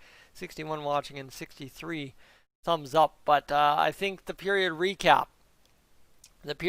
we have to get to is the fact that Sam, yes, how about Gaetan Oss on the penalty kill? Nice to see him out there working. And Brandon, just click that link I just posted in the chat just above your chat and you will get it going. It's Hot Take Hockey. He's very good. I don't know how to describe someone I've never met in person, but a very good buddy of mine. I talk to him lots on Twitter. I talk to him quite a bit here on YouTube, and he's a very dedicated hockey YouTuber covering a lot more than just the Oilers, but hey, we're not going to hold that against him. Anthony Stewart looking sharp in that purple suit this evening.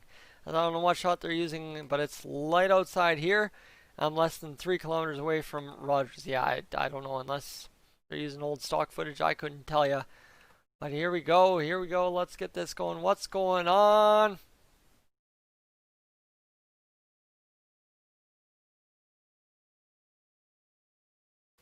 And it is, oh my goodness. We're talking about 63 likes here on our stream. Just an update for you. John just hit over on Hot Take Hockey 1,000 likes on his live stream this evening. The guy is working his butt off. My goodness, that is absolutely insane. 1,000 likes on a live stream. I don't know what to tell you there. He's about to cross 14,000. 14,000 subscribers. And guys, thank you for coming on over. As you know what, a good solid period out of the Oilers. I do have a channel to entertain here, so I got to keep that in mind. But you know what? Good at the end of the day to see the Oilers and of course the NHL community thriving online. That's one thing. The big part about why I was so upset about the Oilers missing the playoffs last year is the fact that I missed out on what was an incredible year to be live on YouTube, right? Like live chatting with everybody on YouTube about hockey. It was a crazy year of playoffs, especially with the Blues going all the way to the Stanley Cup Finals, and the Oilers didn't at all factor into that, and that breaks my heart a little bit. But you know what? Here we are. Here we are now, getting this going. So ladies and gentlemen, I'm just going to put the mic on mute. I'm going to go fill my iced tea bottle up with water. I've got the backup water in case I need it, and I will be right back, take a bathroom break. Actually, we can probably ride through this intermission a little bit without a bathroom break. Let's go. As it is going to be an absolutely insane finish to this one, that's for sure. But again, I would like to remind you, as we're on intermission, if you can take that 2 seconds to hit the subscribe button, that would mean the world to me. As you see, guys are putting up crazy things, and it would be awesome to be able to cross 7750 tonight, and then obviously gun for 8,000 on the night on Saturday afternoon. And thank you so much, Robert. Absolutely appreciate it. $5 again. That brings up the chat revenue to $10. And I guess, Joseph, if you are listening to this right now, I apologize for not doing it with your chat. I had the time and I didn't. What I needed to do and what I need to do now is take a second to tell you all about what I'm doing with the Super Chat revenue when it comes to fundraising, right? That's something we did in September during the preseason. I thought it was a cool wrinkle to throw in there because I knew donations were going to come in again, but I wanted to throw a different wrinkle into it. And the wrinkle I threw in is that 10% of every Super Chat would go towards the Colby Cave Memorial Fund. So, with $10 raised tonight on the live stream, that is $1 straight towards the Colby Cave Memorial Fund for youth. Is it underprivileged youth? Let me get this for you. Let me go read this directly from the EdmontonOilers.com website and get you the information you need to know about the Colby Cave Memorial Fund and why I'm doing this in terms of this. So, Colby Cave in loving memory. If it would load. And it just needs to load a secure connection. I don't know what it's taken so long, but let me see if I can reload this. So Memorial Fund, and it'll load the page and we'll get the details there for you. So there we go. Oh my goodness. Live stream's coming on up. Oh my god, I can't even keep up with John's live stream right now. This is absolutely insane to see John's live stream going nuts. But Robert, appreciate that. What's left of the PK? Honestly, I don't know what the time is. Does it say on the Edmonton Oilers Flames thing? No, it doesn't. End of first. Tyler Ennis. I couldn't tell you. Let's go find when the penalty happened. Penalty to James Neal at 53 seconds. So a minute 07 to start the second period is what we have to kill off of that penalty. So there you go. That is the information you need to know. And ladies and gentlemen, Gaetan is going to get out there and work his butt off, that is for sure, as it has been a heck of a night so far, and it will continue to be a heck of a night as we've got $1 raised for the Colby Cave Memorial Fund. There we go, it's loaded up. So let me read this to you directly from the Edmonton Oilers website. The Cave family and the Edmonton Oilers have created the Colby Cave Memorial Fund to carry on the memory and legacy of Oilers forward Colby Cave, who passed away suddenly and tragically on April 11th, 2020. A moment a lot of us in the Oilers community won't forget, especially because the lead up to it. So, what ended up happening is the Oilers established this fund alongside the Colby Cave family, and proceeds from the fund will go towards community programs with an emphasis on mental health initiatives and providing access to sports for underprivileged children. And this is why I was so gung-ho about doing this one, is because, you know what, I am very, very attached to the mental health initiatives. Obviously, if you've watched my Bell Let's Talk videos before prior on the channel, you would understand why. And secondarily, going helping the youth, very important to me as well. My sister once benefiting from the Canadian Tire Jumpstart program to figure skate way back when. So, it's a definite win-win in donating and raising funds for the Colby Cave Memorial Fund. Now that said, good first period shutting those trashy Flames out, absolutely. You know what, good period, good pace, and end of the day, I don't know what I'm looking for. I'm just looking that I'm watching hockey. That's what I was seeing. I didn't see anything good, really bad, ugly, or great overall. I just saw the fact that I saw hockey. I saw hockey, and that is the world to me for sure. So Broberg is looking nervous. Yes, Ethan, I did notice that. Broberg a couple of times kind of stammering on his feet, trying to get into position, but not knowing where that position is supposed to be. So here we go. Are they going to switch goalies, TG? I don't know if they switch goalies halfway through the period or if they will even bother. I guess that'll tell us who the game one starter against Chicago is. And my goodness, I need to get up and stretch. Any streams yet? Bill Sport, no, we're going to that is not good. So give me a second here. I will be right back.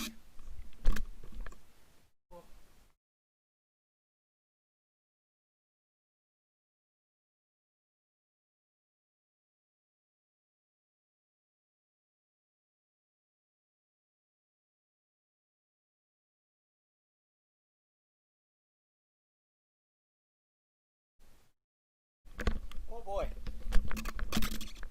Got a little bit of a sweat stain going on the couch here. It's not good news. Don't think I'll be allowed to use the couch again. But that said, awesome period. Got it going. And you know what? End of the day, just glad to have hockey back. And you'll see right here, yeah, I'm feeling the jersey. Jersey's a little wet as well. I'm sitting on the jersey. But guys, no matter how you put it, the Oilers are back. I've got my playoff beard. Hockey is a thing again. And it is just nice to know that we're back to living a little bit of normalcy once again. So, where does this leave us going into this second period? It leaves us in a very good spot. I think in a spot where we very much so appreciate being up 2-0 against the Calgary Flames in a game that you'd expect not much of. The Oilers have capitalized twice in very beautiful situations to get there and get some goals on the board. Once on the power play, so far 50% on the power play, and secondarily to that, once early on in the game, a minute 04 in to get the job done. So I'm going to close down John's stream here just so as I can get back to mine, and here we go. I appreciate everybody going over there and saying it. Better break out the t-shirt for opening night. Yeah, I'm going to have to break out the old Goaltending TV tank top, I think, for opening night, because it's going to be tough. Thankfully, hockey is back, absolutely. Thankfully, hockey is back, and we're good to go. And hockey is always good, fast, and furious, and, well, you know what? We clearly haven't watched some Junior B games at 2:30 in the afternoon, but we just won't mention that as a question mark. Goals by Yamo and Connor was on the power play, ladies and gentlemen. Let me just reply to another Snapchat here. No AC.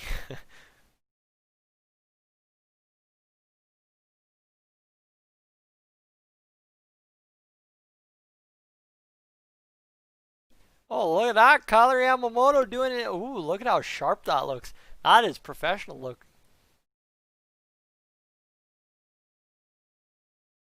Is that Ron McLean interviewing him? Or is that Gene Principe in there?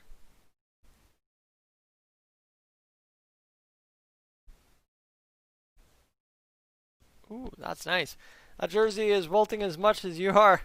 Honestly, you have our permission to change though, hanging out yeah, no, I didn't bring a change of clothes. I should have brought a change of clothes. That was my bad, and I should have brought some shorts as well. I'm absolutely dying here, but we'll make do with what we have. Actually, let me see if I can open a window here, if it's cooled down at all. I'll be right back. Give me a second.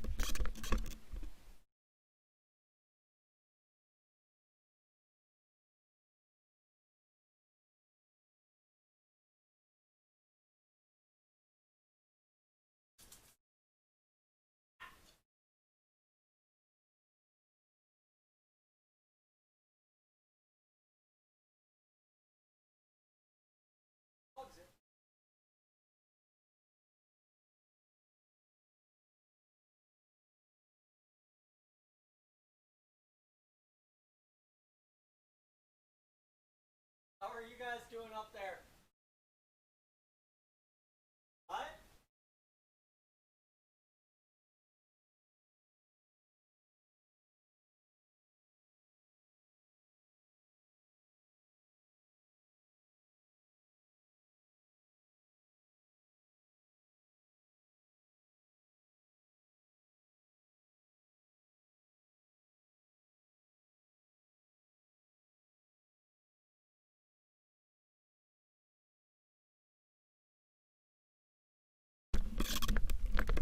Well, ladies and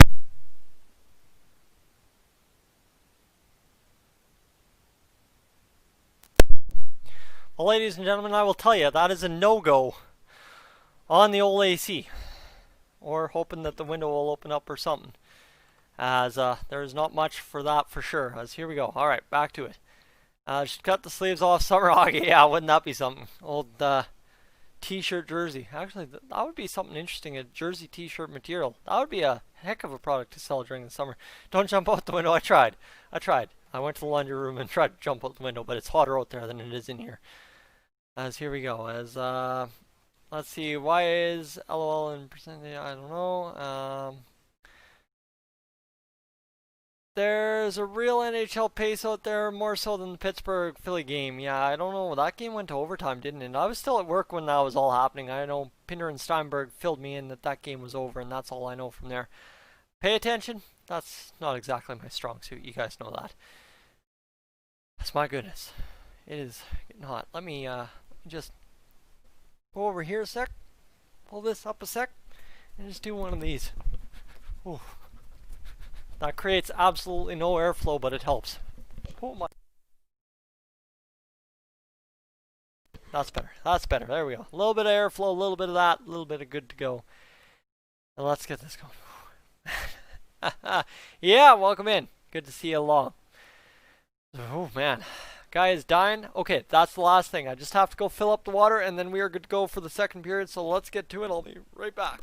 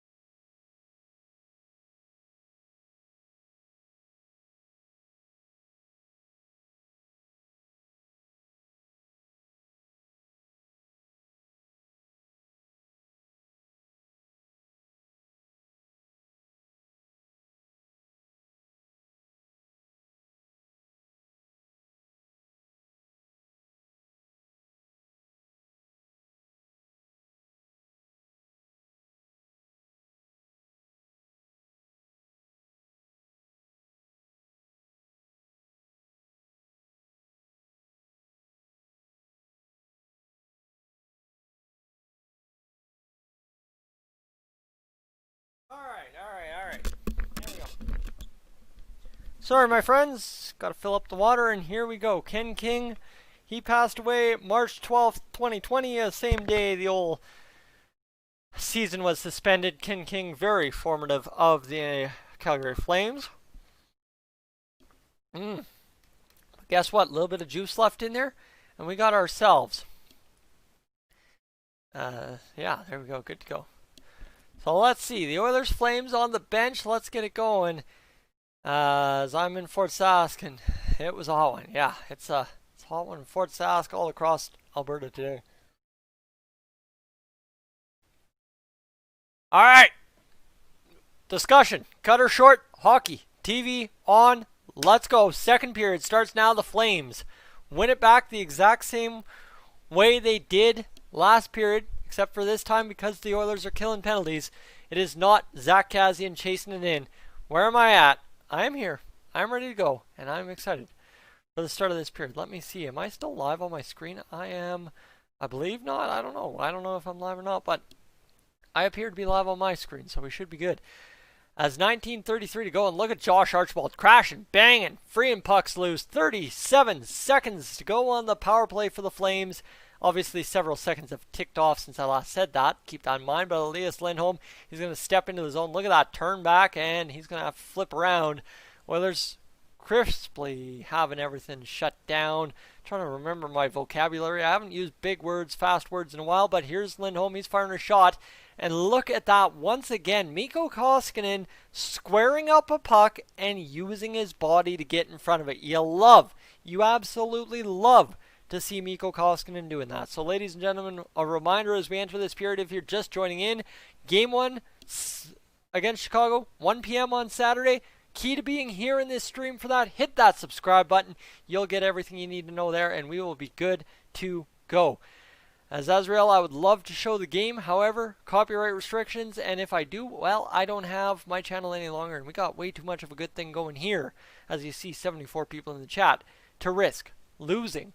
The thing we have going here is Connor McDavid's going to chip that across to Darnell Nurse. Don't know why Darnell's up there, but it just is what it is. If you've got Nugent Hopkins up there with James Neal now, I don't know, are we moving Zach Kassian off the line already? Maybe. I don't know. Why is this James Neal getting rewarded for taking a slashing penalty? I guess he just got out of the box, so you're rolling the other line. I guess that's what it would be. Is here we go. Back behind the net, and the Oilers grinding away. James Neal being effective. Refs in the way, holds him up, and that means Ethan Bear has to retreat on defense. But look at Darnell Nurse turning his man back.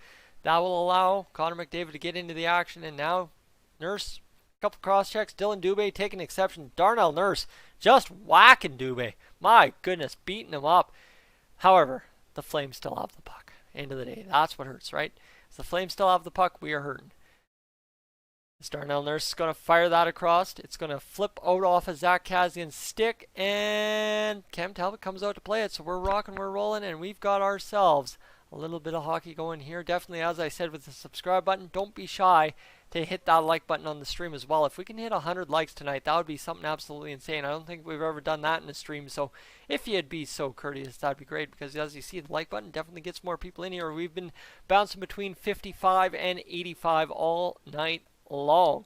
And Edmonton, 16 shots, 2 goals. Flames, 10 shots, zip zilch. Mikko Koskinen, solid save so far. Chris Russell fires the puck over top of the net, and then quickly a shot by Dry to try and fool Talbot, misses the net. Now Matt Benning bobbles that puck. Look at how much action there is. I had to pay for another subscription on Sportsnet. Ooh, that is not good, Terry, but at least you got it and you're back to hockey. That's what matters at the end of the day. And didn't hit subscribe yet. Time to hit that little red button. Appreciate that, Daniel, as the Oilers moving it forward. And actually, I'll tell you a little story here. As the Oilers play the puck in their own neutral zone, actually, I'm not going to tell you a story because that should be a hook, and it will be a hook, and the Oilers will go to the power play. Tyler Ennis draws a penalty beautifully, doesn't hug the stick, turns into it so as the man hooks him further, and then skates out of it, so the man has to do a pretzel to get out. And that will be a penalty coming up. And Kevin, my man, so happy I am back. I am so sad I missed you when I was up in Cold Lake this past week. I'm sure Danny's already filled you in that I was up and made fun of me for ditching out and stuff early on supper. So, hey. But, hey, wouldn't be Danny if he didn't, right? So, Kevin, miss you, bud. And I will catch you soon. Or you could just casually come on down here and visit this guy down here. That'd be appreciated too. As any news on Yes Puljujärvi? Not as far as I know, other than Ken Holland has been in regular contact, just making sure he doesn't get forgotten about. I think that's all. As Dave, I've got the score in the top corner on that scoreboard. You should be able to see it. It's 2-0 for the Edmonton Oilers. As there we go across the line. The Flames, the shot, the save by Mikko Koskinen to keep it. A 2-0 game with 1:48 to go on the power play. My friends, Southern Alberta's cooking. Alberta's cooking. It's summertime, and the Oilers are up 2-0 on July 28th. Tyson shows the stream and be copyright, which can take down the channel. Absolutely, it can, especially something of that severity of a nature. Here we go. Power play time. Yes, sirree, and the Oilers getting this going. Sam Bennett looks like the Lorax. Sam Bennett has been growing that whole facial hair thing for the past few years, hasn't he? He's been evolving it, and he's been doing really well. He's got that. He had that deadly mustache during whatchamacallit. Oh, no back of the net. Draisaitl out of beauty. 2-on-1 with Nuge, but the stick was in the lane and blocked the shot after the pass, and that sucks. But Kevin, you were busy. Hey, that's fine. It's okay to be busy, but still doesn't mean I feel any worse about missing out on you. As 59 power play goals for the Oilers led the NHL. That's nuts. That's a crazy stat for you. #1 power play in the NHL. And second best penalty kill. Just to let you know. And here we go. Let's get this going. Alright, up the ice. Connor McDavid, 49 seconds to go. Loses the puck, but look at that keep in by Leon Draisaitl. Stick, steady, standy. And Ethan Bear on the power play. Shot! Ooh, rebound off of Talbot, and nobody's there this time. Bear Back across. James Neal. Oh, the rebound can't bite. Draisaitl, and he just can't look on in disbelief. A little bit shocked that that one didn't bite to him. And let's see. Craziness. Here we go. McDavid across. Left bomb. Here we go. Let's keep it going. Let's keep it going. Slow it down, boys. 16 seconds to go. McDavid. He's going to roll in for a shot across. Ooh, he should have looked to pass that. He could have gotten that going. And Flipper do 77 people in here. Absolutely. It is fantastic. McDavid across. Shot. And ooh, Talbot gets a piece. Now the Oilers mad scramble to get it going. Draisaitl shot. Misses the net over top. What a power play. We worked the Flames once we got it going. And Nuge stinking. Nah. Nuge is a beauty, Andrew. I think that's why Vrexel's saying timeout. Ain't nobody complain about Nuge in the stream. Nuge is the key here. Nuge is the foundation. And oil fan, the chops, well, the chops will turn into chops with handlebars here. Problem is, I had to shave down for the wedding because I was a groomsman. That puck didn't hop. That just Nuge whiffed. Never mind. There we go. I just watched that replay. Okay, Nuge whiffed. But end of the day, it's exhibition. We don't have too much to complain about. Nuge has got about the same stash as I do, and he's like, oh man, I missed that puck. 22 goals, 39 assists in 65 games this season for Ryan Nugent-Hopkins. 61 points, a solid season for him. Pass didn't even get blocked. Nuge is an old man now. I don't know, Nuge is an old man, but that's why we have to win a cup for him. That's the key, right? Have to win the cup for Nuge. And for Colby. And for all us long-suffering Oilers fans. That's blocked in front, I think, off of Yamamoto, who fell down. He got knocked down, but battling for position in front of the net. She's all fair and loving more kind of in front of there. As you've got Yamamoto, Athanasiou, and Ennis after this power play. That's kind of thrown together the top six threads. Oh my goodness, Yamamoto with the tip. But it trickles just wide. My goodness. Oh, what a chance. What a chance, but Yamo can't get it to go. Now Ennis battling there. And you'll love what this line's doing. Actually, you know what? You need a line after a power play. This is a line that can get it going. Yamamoto's figure skating over there, doing spins. As that puck had him on skates, quite literally. And look at that. What a save by Mikko Koskinen. What a clear. Philip Broberg saves a puck. Mikko Koskinen, where is this thing? What a mad scramble. And Philip Broberg with the save of the night. Oh my goodness. Yeah, you're not just kidding about the Lorix thing, but what a save. And what a sequence. That is playoff determination right there. Watch this. Broberg clears it, and then Broberg saves the puck. That kid has earned a spot in this lineup. Man, if that's what we have to look forward to out of Philip Broberg in the matter of time when it matters most, it is going to be good. I mean, sure, might not have been the cleanest play to lead up to that, but heck of a way to bail yourself out, kid. Fantastic. This is good. I'm enjoying this. Enjoying this a lot. This is what summer in July with hockey entangled is all about. Feels good, don't it? Feels good. So, ladies and gentlemen, Koskinen's on fire. The Oilers playing possessed. That was Broberg. Well, it was a little bit of Koskinen at first, then Broberg bailed him out after the puck got free. But we'll take what we can get. Oh my goodness. What a sequence. What a night. What a fun go to be an Edmonton Oilers fan this evening. Up 2-0 over the Calgary Flames. It's going. Who was saying Broberg was nervous? That's you know what? The way the game started, that's a heck of a step-up play for him. And good to see him make it too. Getting rave reviews. The one thing you got to do as a defenseman, though, is play defense. And that's a heck of a defensive play. So, let's get a little bit of information on this game, shall we?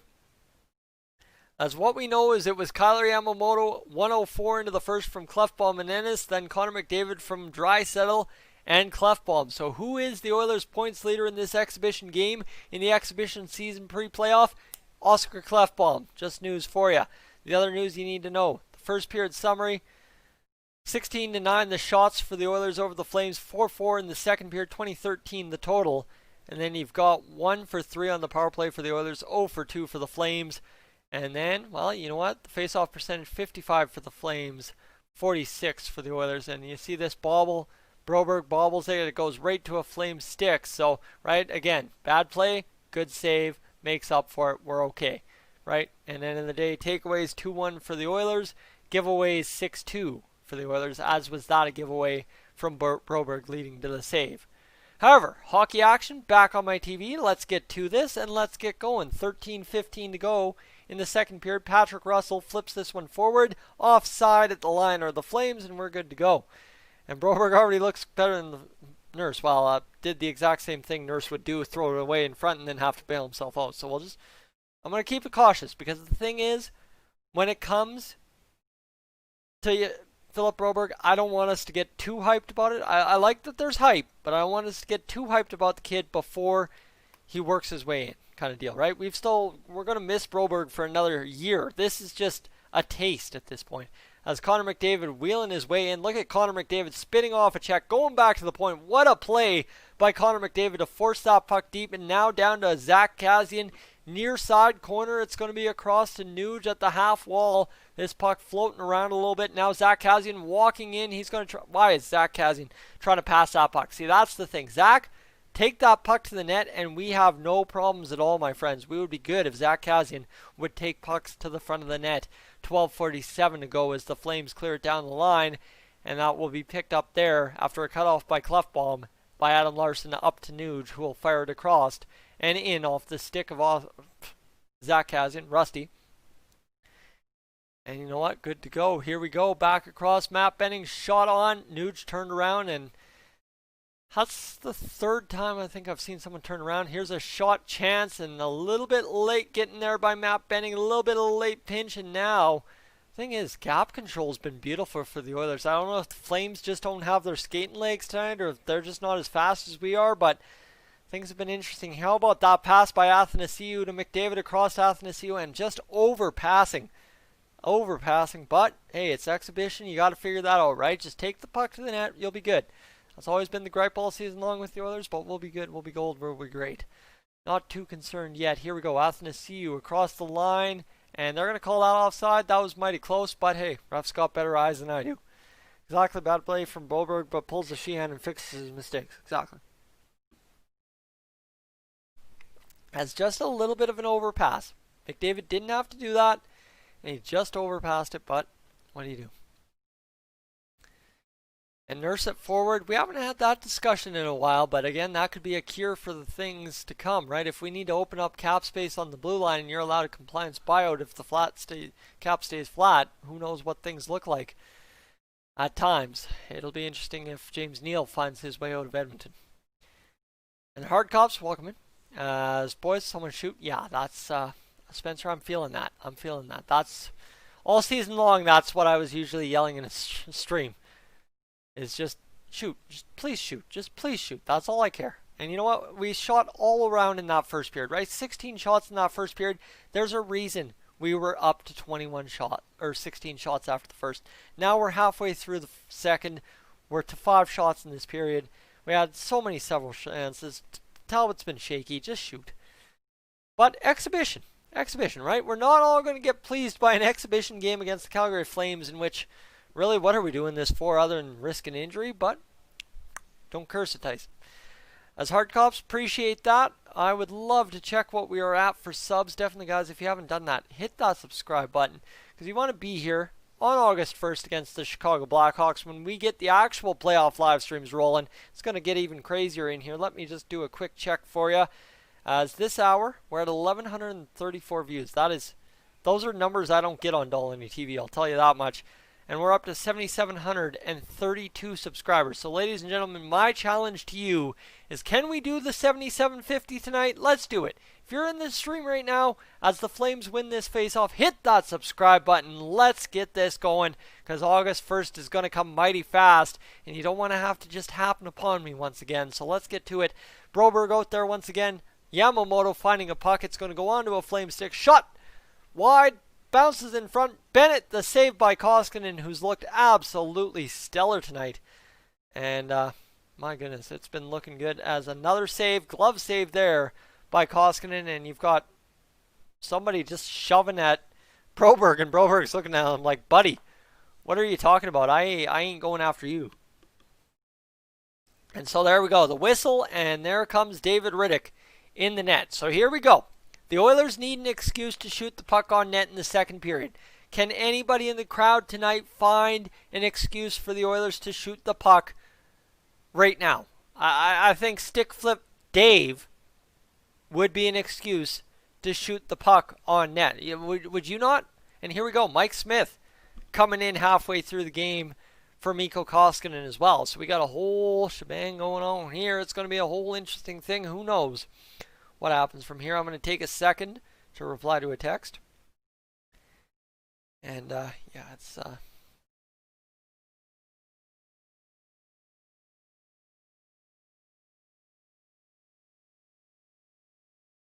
so Mike Smith, 19, 12, and 6 on the year, by the way.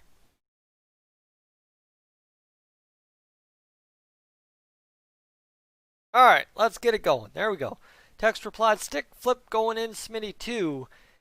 And yeah, let's get this going. A fight almost happening. It's been crazy. This game has been actually a very good treat to watch. I did not expect this. There's a shot. That one goes over top of Mike Smith. But yes, Jeep, let's kind of review Mikko Koskinen as we hopefully settle in a goalie tonight. Is the fact that Mikko Koskinen had an excellent night. He faced a total of 17 shots and looked brilliant. Looked brilliant while doing it, and it was good news for us that Mikko Koskinen looks that good, because it's going to be exciting to see what Mikko Koskinen does from here, that is for sure. This puck bounced across, and here we go. The Flames possess it, 9:29 to go in this period. It's going to be flipped up to Matt Benning. Benning's going to go back up the boards and out of the zone, and the Oilers just all of a sudden struggling to just carry that puck up the ice. I don't know if the Flames have kind of adjusted on the breakout or what. There's Mike Smith's first touch of the puck. He stick flips it into the corner. The Flames come up with the puck on the ensuing scramble, and they're going to fire this on net, and Mike Smith off the flip and bounce is going to tuck it away. So there you go. As 10.5 shots per goal against Talbot. Yes, that is correct. So still a 900 save percentage for Cam Talbot tonight. And 17 shots on him and 0 went in. Absolutely a good go. And guys, sorry, I'm going to have to figure something out here for this couch cushion. Maybe sitting on this will do it. Ooh, there we go. There we go. There's the back sensation I needed. So here we go. My friends, to recap the hour already, we are up at 12:37. So we have outdone last hour in terms of views. That is craziness to me. But here we are with 69 of you guys alongside me tonight. Appreciate everybody hanging out and enjoying hockey live on television. That is the baffling part. I know a guy that was in the streams a lot early on in the season, Loyalty, who he had his questions about the Oilers, but he was questioning the people who said hockey won't be back today. That is for sure. And here we are now with hockey back and hockey a go in the bubble. Here we go. Couch hockey is the best. Yes, couch hockey is good. You know what? Honestly, right? This is going back to my roots. Ladies and gentlemen, if you go back to the 2017 playoffs and look up reaction streams from back then on YouTube, you will find a very young Tyson Dolany doing reaction streams. Yes, on Dolany TV. Sorry, again, distracted, but we're on commercial break. And yeah, that was the thing I did at one point, but you know what? Since stepped it up. What I got to do is I got to get some kind of, maybe have to write my Oilers flag over that. That might have to be the thing, but I don't want to have to bring my Oilers flag every stream. But I've got a little bit of a backup plan for where that Oilers flag goes on my setup. How was McDavid's goal, dogs? It was very good. You know what? A very nice power play feed. Good little jam shot at the side of the net, up over the pad, top shelf, back of the net kind of deal. And we got it going. So Connor McDavid, hard working goal. Hard-earned power play goal after a good power play. And you know what? Good reward, right? So here we go. Nugent Hopkins there. He'll push it ahead. And now Sean Monahan across, and the Flames coming back the other way. They're going to find this one into neutral territory. And here we go. The Oilers in on the attack. Just shoot that puck, boys. Just shoot that puck. Nugent Hopkins there. McDavid up. And this one flips, but it finds Nuge. So a couple weird bounces that have gone the Oilers' way, right? That Smith bounce. That bounce that, thankfully, that shot hit Broberg. And you know what? Good so far this first line, the more you watch them, the more they look out of sync, but the more it's kind of like, you know what? It's just something that's going to take time getting used to, hopefully. But at the same rate, what I will say is Chicago is a different team to face McDavid, Nuge, Kazian as opposed to Calgary. Calgary knows how to game plan for those guys, right? Calgary's game plan for those guys since 16-17 or even before, whereas you think about Chicago, yeah, sure, they might have game planned for a couple of games, but not as much as Calgary has put effort into those guys over the years. So we've got ourselves 8:12 to go in this second period. It's only the second period, my goodness. And yeah, sorry, I can't have any lame excuses to cut out before the third period. So we're going the distance in the heat tonight. I need to keep drinking the water, that's for sure. As the Flames, definitely a little bit of pushback in this second period, but still no results. Stick shatters, and the Oilers going back the other way on a 2-on-1, while 1.5. Caleri Yamamoto cutting, and Yamo just couldn't flip it over a stick to Leon Draisaitl there, but Derek Ryan back the other way. He's going to push it through, and now the Oilers looking to get it going. Here we go. Adam Larson going. Oscar Klefbom getting this going here. And come on, got to get this going at some point. There we go. Back up and out of the zone. Tipped. And there we go. Draisaitl picks it up. And man, that puck's starting to bounce a little bit now. Notice a lot more weird bounces this second period than in that first period. But you can almost notice the game's starting to slow down just a tad bit compared to that first period. The legs are getting maybe a little weaker than they were to start. But here we go. How about some fresh legs off the bench? Anthems can't get there going fast enough. Gaetan's going to get it down. Josh Archibald's going to get us going. He's going to find that puck. He's going to fire it back to the point. Now Haas back there. Haas is going to get that going there. And Archibald doesn't come up with that puck. Instead it's Haas. Haas at least tries to shoot the puck. Thank you. Goes wide of the net, however. And Archibald and Athanasiou and Haas putting together workmanship. Athanasiou fires open a shot. Now Chris Russell's side of the net. David Riddick is going to... we've got a little bit of penalty coming up. Ronaldo taking a hold of Haas. Haas looking just exactly like he did. He hasn't changed one bit from the end of the season. That's good news for us. I like Haas. He's a good guy. And now somebody trying to tangle it up with Ronaldo. I don't know. I don't see a number. Is that Josh Archibald? You bet it's Josh Archibald. Come on. What am I asking? And they say shots on goal are nearly tied. Seemed to me like the Oilers had a lot more than they were credited for. Well, the other thing, it's exhibition for everybody, so the warm-up will take time. Ladies and gentlemen, at this time, I will ask that you hit the like button and hit the subscribe button if you enjoy Oilers hockey and you enjoy me talking about it, because lots of it to come over the next few months, that's for sure, and it should be a power play for the Oilers if I can hear. If I'd shut up. Tyson, shut up. As it looks like 2 Flames are in the box, so is it going to be 4-on-3? Oh no, 2 Oilers are in the box. So Gaetan Oss. So I think they got offsetting, and then, I don't even know. That's one of those messes that just happens in the Battle of Alberta, and maybe a word or 2 extra gets said, and they just throw both guys in the box. Love the penalty box banter. Yeah, it's good to see. It's 3-on-3. No, it would be offsetting minors, at worst 4-on-4, or should be 5-on-5. I don't know. It's been 5. Yeah, it's 5-on-5. That's what I figured. So they're all offsetting minors, which is good news for us. Back to 5-on-5 play, which has not hurt us tonight. And that's been the welcome news for us so far. So ladies and gentlemen, the Edmonton Oilers with 6:22 to go in this second period have 21 shots on net, and we are good to go. Hey, there we go. Hard Cops, yes. John hits 14K. That is absolutely fantastic. John with Hot Take Hockey, I told you about it in the intermission, has now officially crossed the 14,000 subscriber mark. That is fantastic. See, I'm trying to ask so that I can maybe cross a milestone, but we'll worry about 8K when we get there. Eh? No worries about getting there. I'm quite enjoying what we got with these 68 folks in the chat tonight. Jujar Kara on net, but he's shooting it around for a guy, and that's not going to work because we're just trying to go out there and work this 5-on-5 fix-up. I wish I could read if somebody can translate that for me. legitimately, that would be appreciated. Robert, I know you're pretty stellar at that. Tim, you as well. As Philip Broberg in there. Darnell Nurse up there. And we got to get this going. Sometime up the way.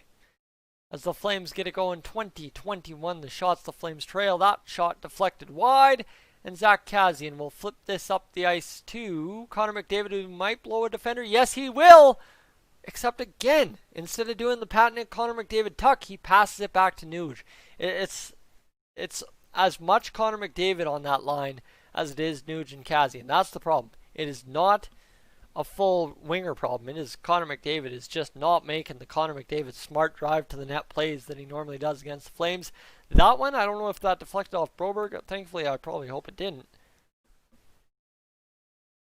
Fix up hello to you as well. Here we go.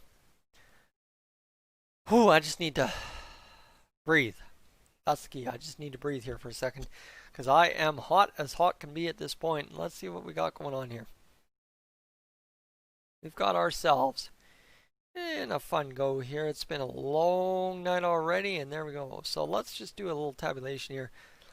Already over 2,400 views on the stream, ladies and gentlemen. We have not even hit the third period yet. Just turned the game on. It's really sloppy.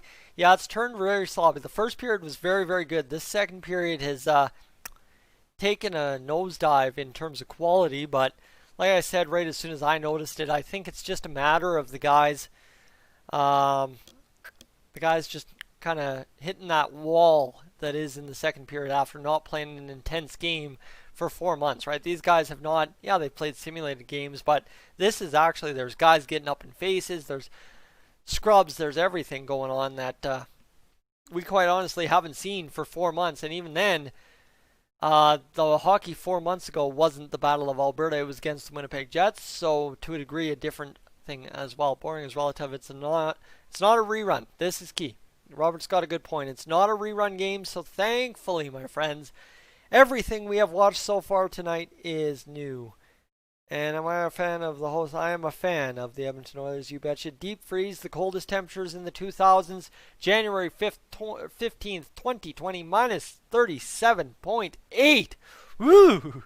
And here we go, active for the next 16 hours in a heat warning, Edmonton and Cold Lake, Alberta. That's for sure. And Lebe, I would shave the stash and rock the chops just like Cass, but what I gotta tell you, the fact is why I'm rocking the stash is because I said in my poll about facial hair for the playoffs, I put the option handlebars with the Cass chops, and that was the winning option. So there we go. That's what we roll with. 4:49 to go in the second period. Adam Larson's going to flip this one out, but it doesn't get past the defenseman. But how about this? There we go. Ryan Nugent-Hopkins getting this going. Again, he's going to get this past. And now Connor McDavid's going to carry it around the boards to Zach Kassian. There's a little bit of puck movement. Back to McDavid. Let's set it up, boys, and get a goal. Shut me up kind of deal. Right here by those 2 and 3 making Kassian. There we go. To the front of the net and deflected again. Guys, just shoot the puck. And hard cups, yeah. Old John, he knows what he's doing. And Tough Cuff, that's exactly. You know what? I'll put it this way. Any complaints we have, it's just nice to have complaints, right? For the longest while, what have we had to complain about when it comes to the Oilers? Yes, a Puljujärvi unknowns. Philip Broberg in camp lines, but here we are. We actually are allowed, and that's why I'm doing it. I was said we should have no right to complain, but it's nice to sit here and complain about hockey again. It's been a long time since we last did, and I know the off season last year was from April 4th all the way to September whatever, which is technically 5 months, but we had a season, and we still have a season going here and a Stanley Cup champion to decide, so it's 4 months, a long time to go without any hockey. So yeah, I think the biggest disappointing thing is McDavid just isn't looking for him, but that is what it is. And fix it. Do I play or just comment? I play at the outdoor rink on the outdoor rinks, but I've never played competitive hockey growing up. I know it's strange, but I do have play-by-play experience in 6 years in junior B hockey to back up anything I say, which is usually not much of an intelligence.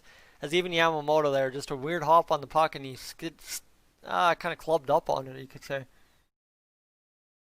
But Mike Smith makes save number 21 for the Oilers this evening. We're at 82 likes. I appreciate that, guys. And here we are, enjoying one heck of a hockey game this evening, that is for sure. It's been a good game. And subscriptions starting at $9.99 for Sportsnet now. My friends, you must get on that. $9.99, I didn't even know you could get a $9.99 subscription. I think that is the play.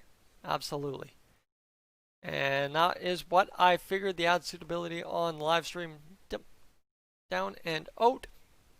Here we go. Flames digging around in the Oilers zone. Nice chip there by Archibald, and I loved this line last time it was on the ice, so give it to me one more time, as there's a skate by Haas and a shot for the Oilers, and we've got ourselves a freeze in the action. The Oilers, you know what, slowing down this period, but we need them to gun up and get the job done here, or else we're going to be in trouble.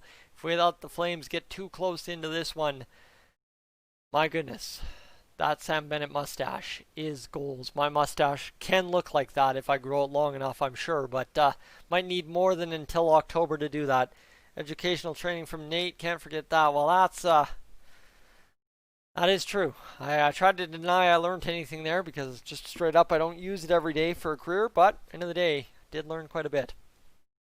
Score at the beginning of 3 there appears.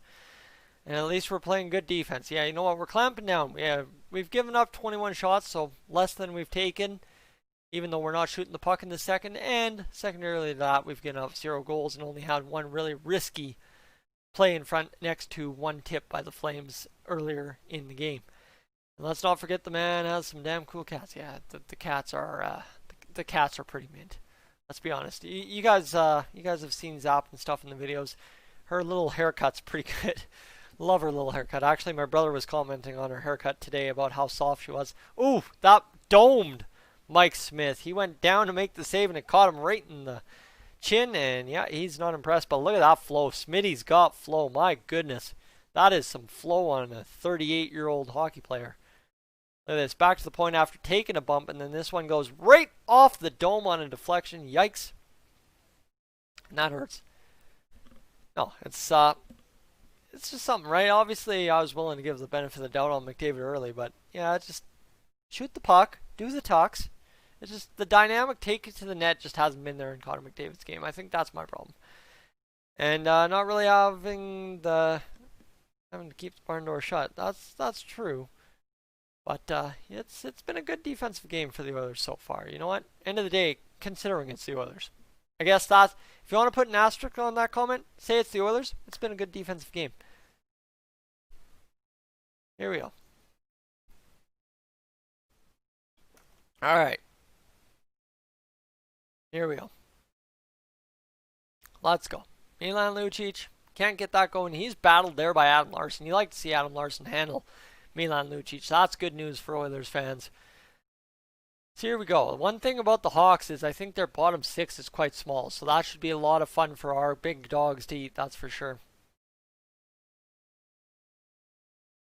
Here we go. The only... Oh, bingo. Mike Smith the save.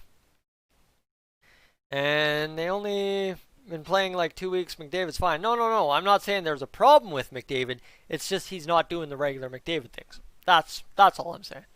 I'm not worried. It just ain't what we're used to. That's all. Adam Larson going to the penalty box. Again, this game a little bit penalty filled. Let me get the old penalty score sheet here for you. It's got to be somewhere. Game team stats. Let me see. Is it in team stats? It is not. Box score. Is it here? No goals, shots on net. Where is the penalties on this website? Tim, I'm using NHL.com, and I am so beyond lost. I am beyond lost when it comes to NHL.com scoring. No goals, no shots. I don't know. But the Oilers have taken now 3 penalties this game, and we're back on the penalty kill. Lindholm across the Oilers, having to play some defense here. Gaetan Haas clubs out. That's about his first mistake on the penalty kill. That's going to allow Kachuk in, but look at that battle from Mike Smith. The guy wants it.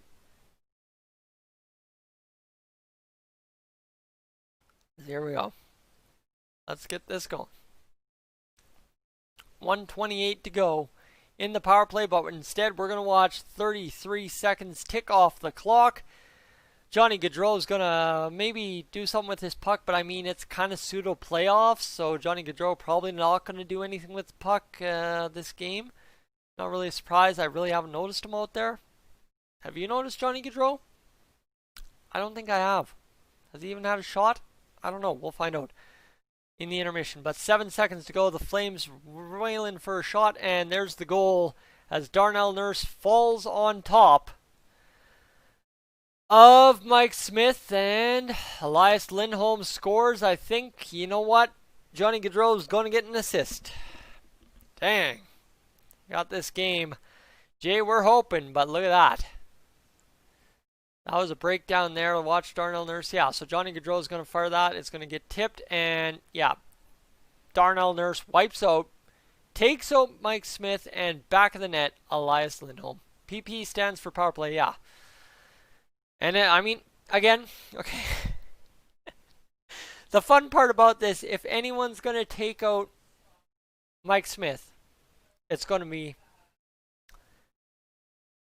Darnell Nurse, isn't it? I mean, yes, Matthew Tkachuk did a lot of it himself, but that's Matthew Tkachuk's game. Darnell Nurse, you got to know that. Push him away, don't push him in. End of the period. That's it. That's all. Second period done. And that is all you say. Yeah, Mike Smith not to blame there. Darnell Nurse, play Matthew Tkachuk to the middle of the ice, not to your goaltender. Matthew Tkachuk just said, oh, he pushed me in the back. Flop. Right? And that's what you do, right? See? Darnell Nurse pushes him. Matthew Tkachuk stands tall, takes out Mike Smith. Darnell Nurse goes down. Mike Smith has no clue where the puck is. Back of the net, Elias Lindholm scores. 2-1 Oilers at the second period intermission. I think outside of the fact that the Oilers slowed down quite a bit in that second period and stopped shooting the puck, that's your second period recap. Not much you need to know there. All right, let's go. Here we go. We weren't competitive that much that second period. No, it was a lot more of a slower second period. We didn't come out flying as much as we should, so I'm going to slow it down. All right. Is it cooling down out there or what? Slightly. Maybe next year? By October? It'll still probably be 30 degrees by October.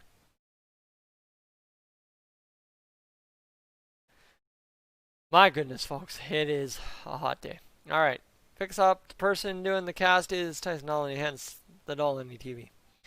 And sloppy second period for sure. Yeah, you know what? I even the Flames to their same degree didn't look as sharp in that period. Hopefully they can get together in the third. It's late in Trio. This was awesome to see on Saturday. Brett, it'll only be 3 o'clock in TO when you fire things up on Saturday, so I hope you're there for the whole thing. Thank you for tuning along tonight. And my friends, just an update on how the views went in the 8 o'clock hour. 1,234 views. That's monstrous. Then we followed it up with a 1,383 view hour on the live stream, and now up to 353, guys. The reason I'm blown away by these numbers, I have yet to see these numbers on a live stream in a long time. All right, so it's absolutely crazy. And Calgary Flames rule in the third period. Doubt it, UV. Come on now. And they need to slow down this game and start controlling the puck. They just need to take the puck to the net, slow down, take your time, and make some plays. I think that's all we're looking for, is make some plays, shoot the puck, and do your job. Here we go. The boys haven't been in the group chat too much. And benches clear in first Astros-Dodgers game since scandal. That's a smart thing to do. And here we go. Ty, let's go Oilers. Absolutely. Sorry, just checking.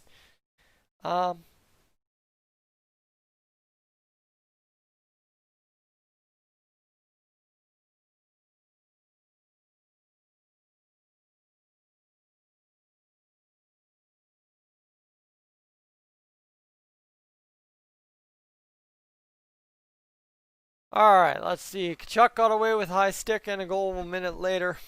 That's the thing. I've missed a lot tonight. Like, as I said at the first period intermission, kind of my problem with tonight's hockey game is I'm just so happy hockey's back. I'm watching hockey. When I sit here and watch hockey, I don't catch everything. But if I sit here and do the stream stuff, I normally catch a little bit more, and then you guys help out where you can. So, problem is, I'm missing stuff.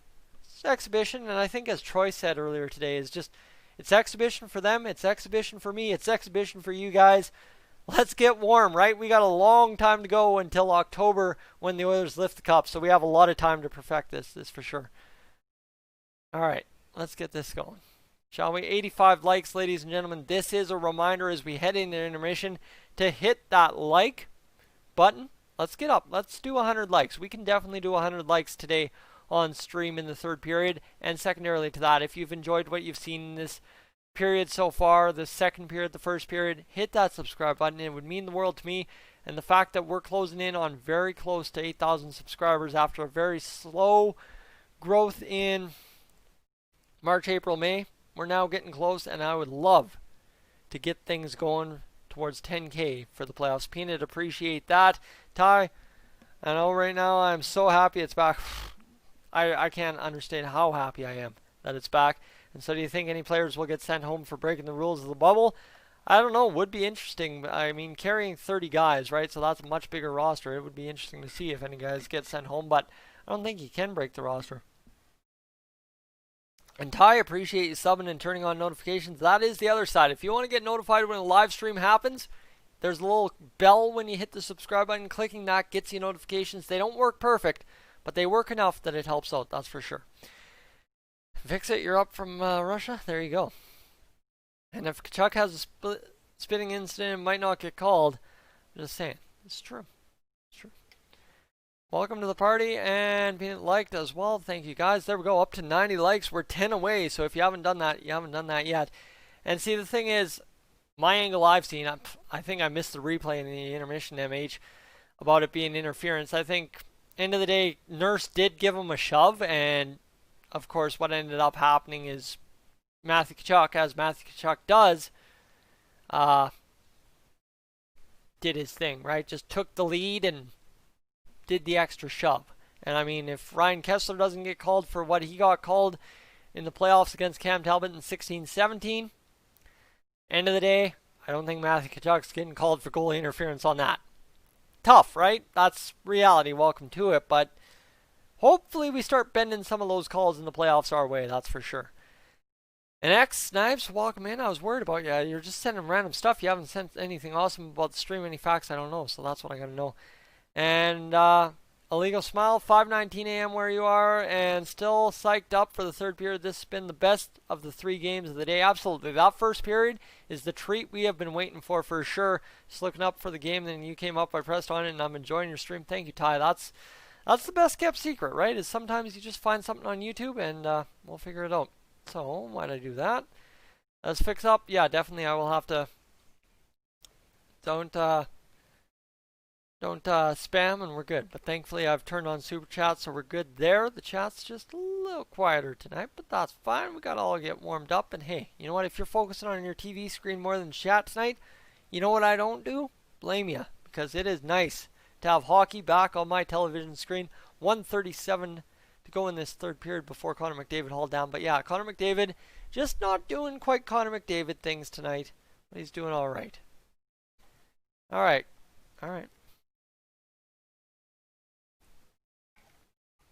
And here we go, yeah. So the Flames, yeah, they are showing replays that they're shutting down Connor McDavid pretty good to start.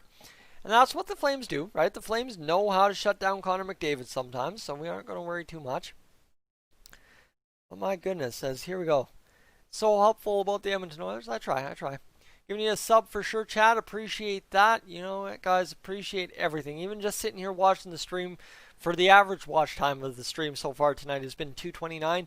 That means the world, because it is absolutely crazy. What I haven't given you, and that's the stat I've been meaning to give you as we're here on intermission in this tight 2-1 game now because the Flames scored that goal late, is the fact that we have a way to check out how much you guys have watched. Neb, absolutely, I am rooting for the Oilers, you betcha.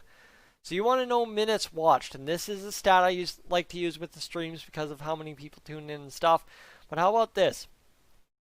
In that first hour, we had 4,800 minutes watched of this live stream. And then 2,357 the next hour, and 448 so far this hour. And this hour is 22 minutes old. That is craziness for sure. And I think there's a chance some of the boys, maybe Hall will break the rules. Hall was okay. Yeah, I'm not saying that. The one time I came across him at Oil City. Terry, there are stories out there about Taylor Hall in Edmonton. I'm trying to distance myself from saying that stuff because I don't want to get myself into any trouble from what I've heard. And every team is going to figure out Mcdavid. Got to get someone to give him going and can keep up with him. Well, Andrew, I think the nuclear scenario, like they were talking in Toronto, um, the nuclear scenario would be Draisaitl, Yamamoto, and McDavid. Or yeah, Draisaitl, Yamamoto, and McDavid. That's the nuclear option, and you want to see McDavid bust out something there. Watch out, because I think that would very much so lead to some dangerous chances for that entire line. As I'm smacking mosquitoes off myself, it's that hot out, and that's some watch time and a half. Absolutely, that is absolutely nuts. Think about 4,800 minutes watched. All right, divide that by 60. That's 80 hours. Divide 80 hours. That's 3 1/3 day watched in 1 hour of my content on YouTube in 1 hour. That is stupid crazy. Thank you so much, guys. I don't even know how to handle that. Up to 81 viewers right now. Definitely, as we're sitting here, like that, hit that like button on the stream. It's been helpful all night long. We're this close to 100 likes, and that would mean the world to hit that for sure tonight on the opening live stream of the Stanley Cup playoffs. And secondary to that, let's get to Sam's comment here as Koskinen looks fantastic. And I've got another thing for you. As I mentioned earlier, if I drape the Oilers flag back there about how I've got a backup plan, Sam, a big integral part of that backup plan. I can't wait to hopefully show you guys that, because if I get my plan off and running for the background videos, it is going to be beautiful. And here we go. I have like 400 hours in my lifetime. Yeah, but no, it's crazy, right? And I'm going to watch your next stream, though. Goodbye. We will catch you, Ty, and you have 80 hours this stream alone. No, I have 80 hours in 1 hour of this stream alone. And go Flames, go. Hey, Angie. Hey, you know what? That's fair. That's fair. Flames go. I'm not going to worry about it. Heath, you're going for the Oilers, as I'm going for a bathroom break. I will be right back. I've drank way too much water and iced tea tonight. And there we go. Actually, hold up. Somebody just found my all-career overtime calls. So what I'm going to do, as I go to the bathroom here, I'm going to insist you guys click on this link. I'm copying a link right now. As here we go. Click to watch me do Junior B playoff. Click to watch me do play-by-play for hockey. This is something you don't want to miss. This is something I did up in quarantine. It's all my overtime winning hockey calls. It's right there in the chat. I encourage you guys to check that out. I will be right back after a bathroom break. Give me 5.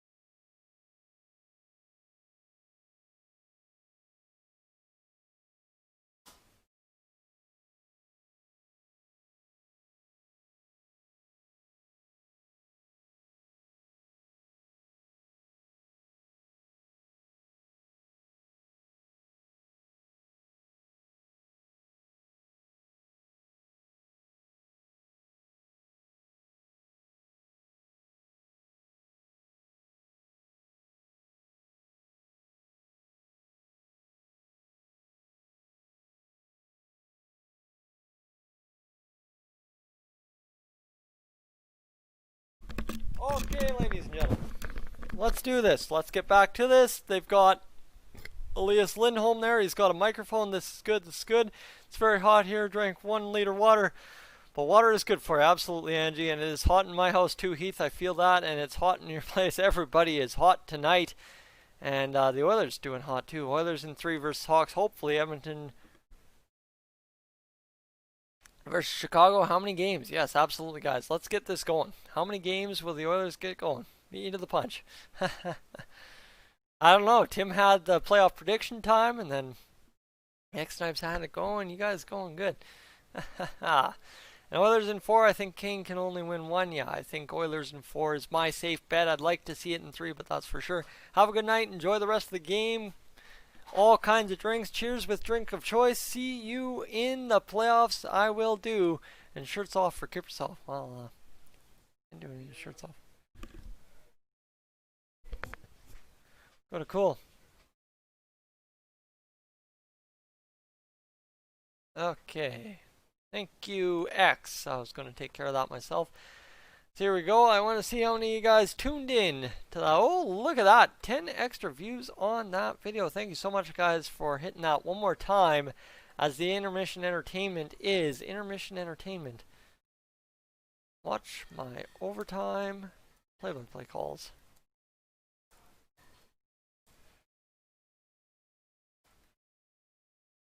Alright, guys, right there. You can watch my play-by-play calls of overtime before. Robert, got your email. I will check that later, as we're up to 85 folks in here, now up to 95 likes. Ladies and gentlemen, we are 5 likes away from 100. If you haven't done it, get it going. How am I still wearing the jersey? I don't have another shirt, and I ain't doing this shirtless. That just ain't a good time. There we go. Do qualifying round stats count for playoff stats? I absolutely think they do. And hard cops, that's something I take very seriously. Unfortunately, that's not something I just hand out, as many folks who have been in the streams for a long time know. Guys, here we go. Let's get this going.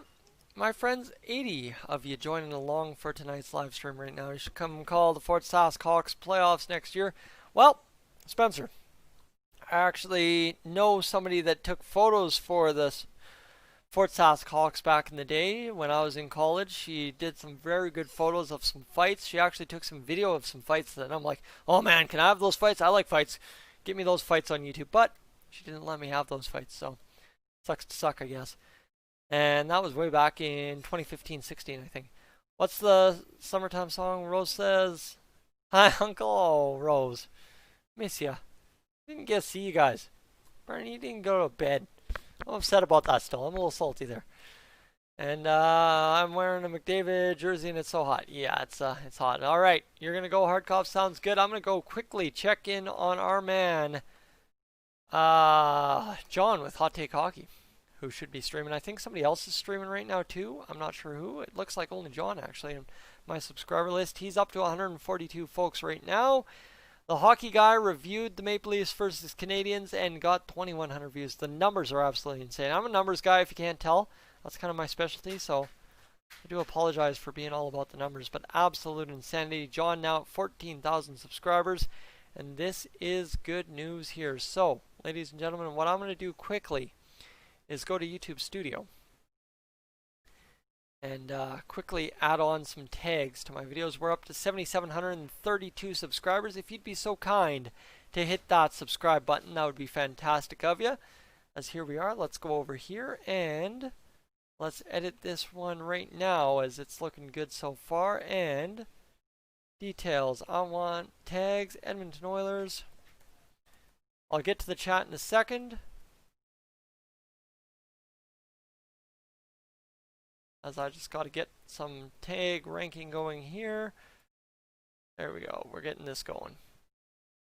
Some back-end YouTube stuff I forgot to worry about because I was eating chicken wings. Oilers game, Flames game. What else sounds good?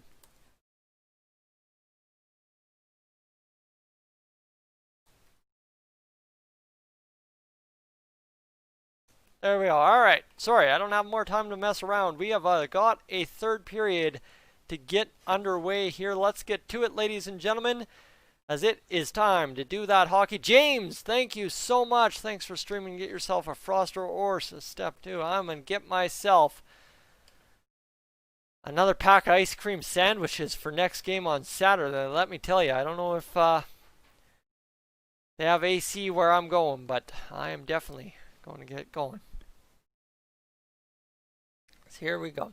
Have this under 5.5 goals. David, you should be okay. Spencer, what did I miss? As the goalie got injured in the celebration? Yes, he did. Terry. Yes, he did way back when. That is Cade Spencer that got injured in that celebration. And James, that is an extra dollar towards the Colby Cave Memorial Fund, now at a total of $2 raised in the first stream. That is fantastic. And here we go. We are rocking, we are rolling. The Oilers underway. 19:48 to go in this third period to bring home a victory in an exhibition game that means nothing. So here we go. I really wish I had some of the summer heat you guys are getting. Middle of the summer and it's like late autumn day in the UK. Yeah, I don't know. UK is a weird weather spot from everything I've heard, eh? Went out yesterday in my Oilers jersey and a hoodie. It was freezing. You guys get rain pretty much like 3 times a week, guaranteed, no matter what, for sure. And on Saturday, Oilers win no matter what. So the face-off going to the side. Nugent Hopkins, the hair's looking greasy. The stash is definitely greasy.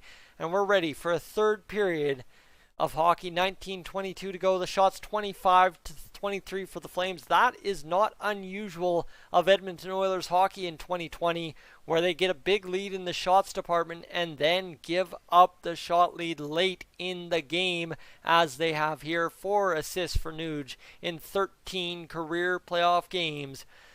Can we drop a like and get a goal out of this Draisaitl, Yamamoto, and Ennis line? That'd be great.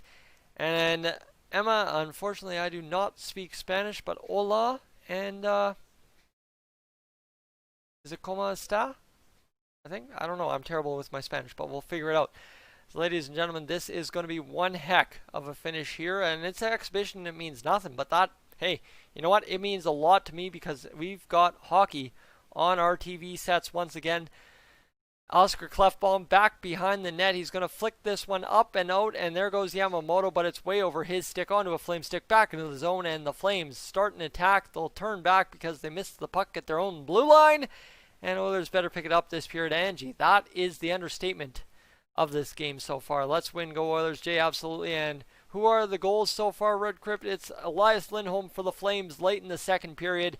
It's Yamamoto in a minute 04 into the first for the Edmonton Oilers, and of course it's Connor Mcdavid on the first power play of the game with a big goal. I mean, hello, welcome to you as well. Joining along on the stream this evening. 18:36 to go, and the Oilers absolutely rocking so far here in terms of winning this game start to finish so far, but we'll find out if they can get the job done with 18:25 to go. I'm hurting. I need to bring this closer. Actually, I can do that. No, I'll have to do that later. Let's see what we got. 2 more likes. Absolutely, guys. If you haven't hit that like button and you just joined the stream, we have a chance to hit 100 likes here and go crazy in the chat for the first time in forever. Let's get this going. And no worries, Red Crypt, is here we go. 17:58 to go on Sportsnet. Canucks versus Jets tomorrow night. You can watch another all-Canadian matchup if you want. And it's going to be flicked here by the Flames towards the net. Up and out of play. And that is it. Yamamoto and Mcdavid got their goals that they did. And Johnny Gaudreau looking for some action here as this one went up. And Johnny Gaudreau flicks that one across. And he's going to get that chance. And stonewalled by the stick of Adam Larson. There we go. Not paying attention. Paying too much attention to the chat.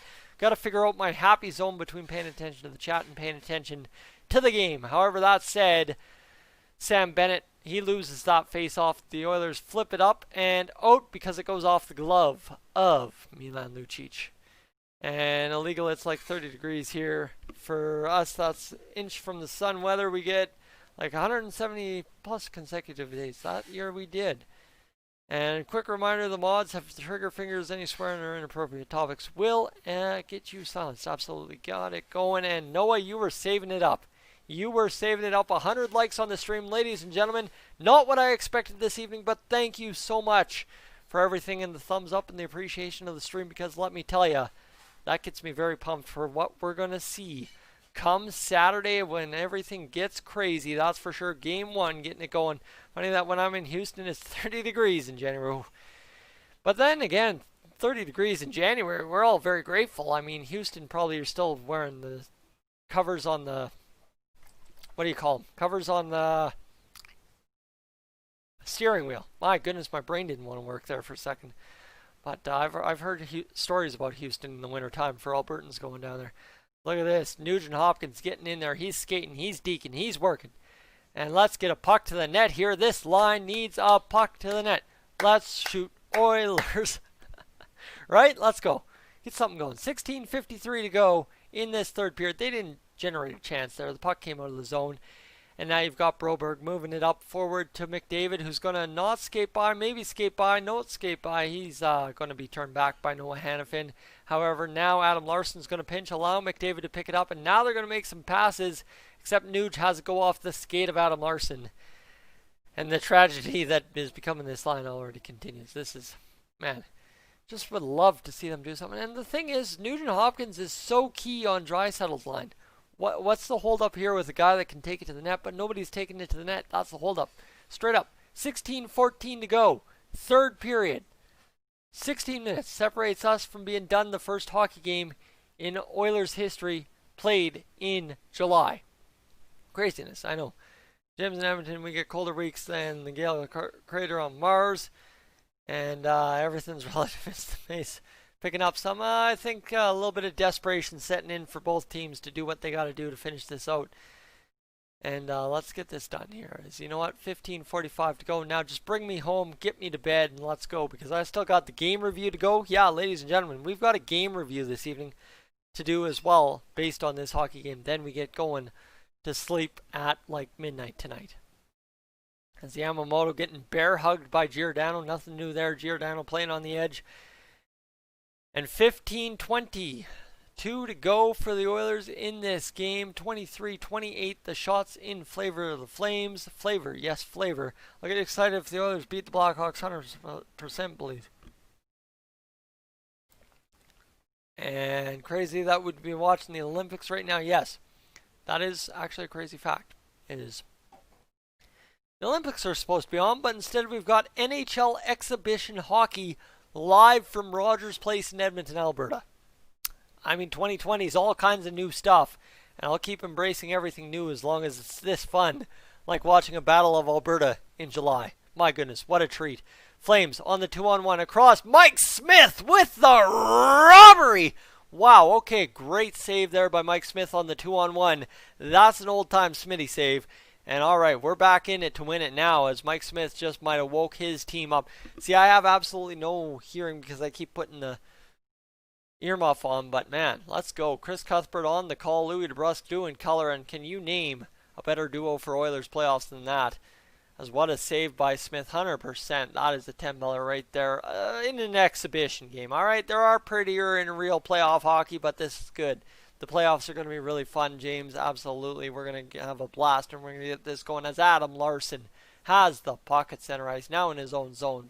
Oscar Klefbom, he's tangling himself up here. As, oof. Man, Mike Smith leaning off the post almost gets burnt top shelf. That would have been ugly to watch. 13:47 to go in the third period. If you don't know, I often very heavily lean on the time in the third period just because it's kind of the symbol of I'm almost done, let's get there, let's get going, and let's finish this. 3 group, you're in the chat, what's going on? I'm having myself a game tonight. 13:28 to go, and the Oilers trying to break out. There's Connor McDavid doing a rush off to Zach Kassian. Kassian's going to snap a shot. Riddick turns it aside, and at least there we go. Finally, Kassian figured out what to do with the puck, and he shot it. And now McDavid's looking to pass it again. He's not driving it to the net, but Nuge, finally with the support, he'll turn it back to McDavid, and now McDavid in Gretzky's office flips it up. Ethan Bear down low to support, still sporting that excellent jersey. Zach Kassian turns back. He's going to turn to the front of the net, and now a scramble into the half wall for the Oilers to try and keep this in the zone. But probably one of the better shifts the McDavid, Nuge, and Kassian line have had tonight, working the puck down low and working the puck hard around the boards. There we go. The Flames flipping this puck here. This one going to go over to Hannafin. He's going to flick it up. I still can't believe Noah Hannafin's a Calgary Flame, even though he's been there for several years now. I'm having a hard time believing that still. End of day. So let's just quickly check some stuff here. Bang, bang. Let's get this going. As 5-1 the shots for the Flames in this period. Yes, Zach Kassian shot, the only shot so far. But the Oilers working hard, and there we go. Tyler Ennis greasing in, and yeah, Mike Smith's going to tell Matthew Tkachuk where to stick it. And that's good. Don't be sticking it in my pads. That's what he's telling it. There we go. 10 Bell save. Chris Russell diving across the block, and look at this. Glove save robbery. Can't make the glove save. It would have been absolutely unreal if he made the glove save there.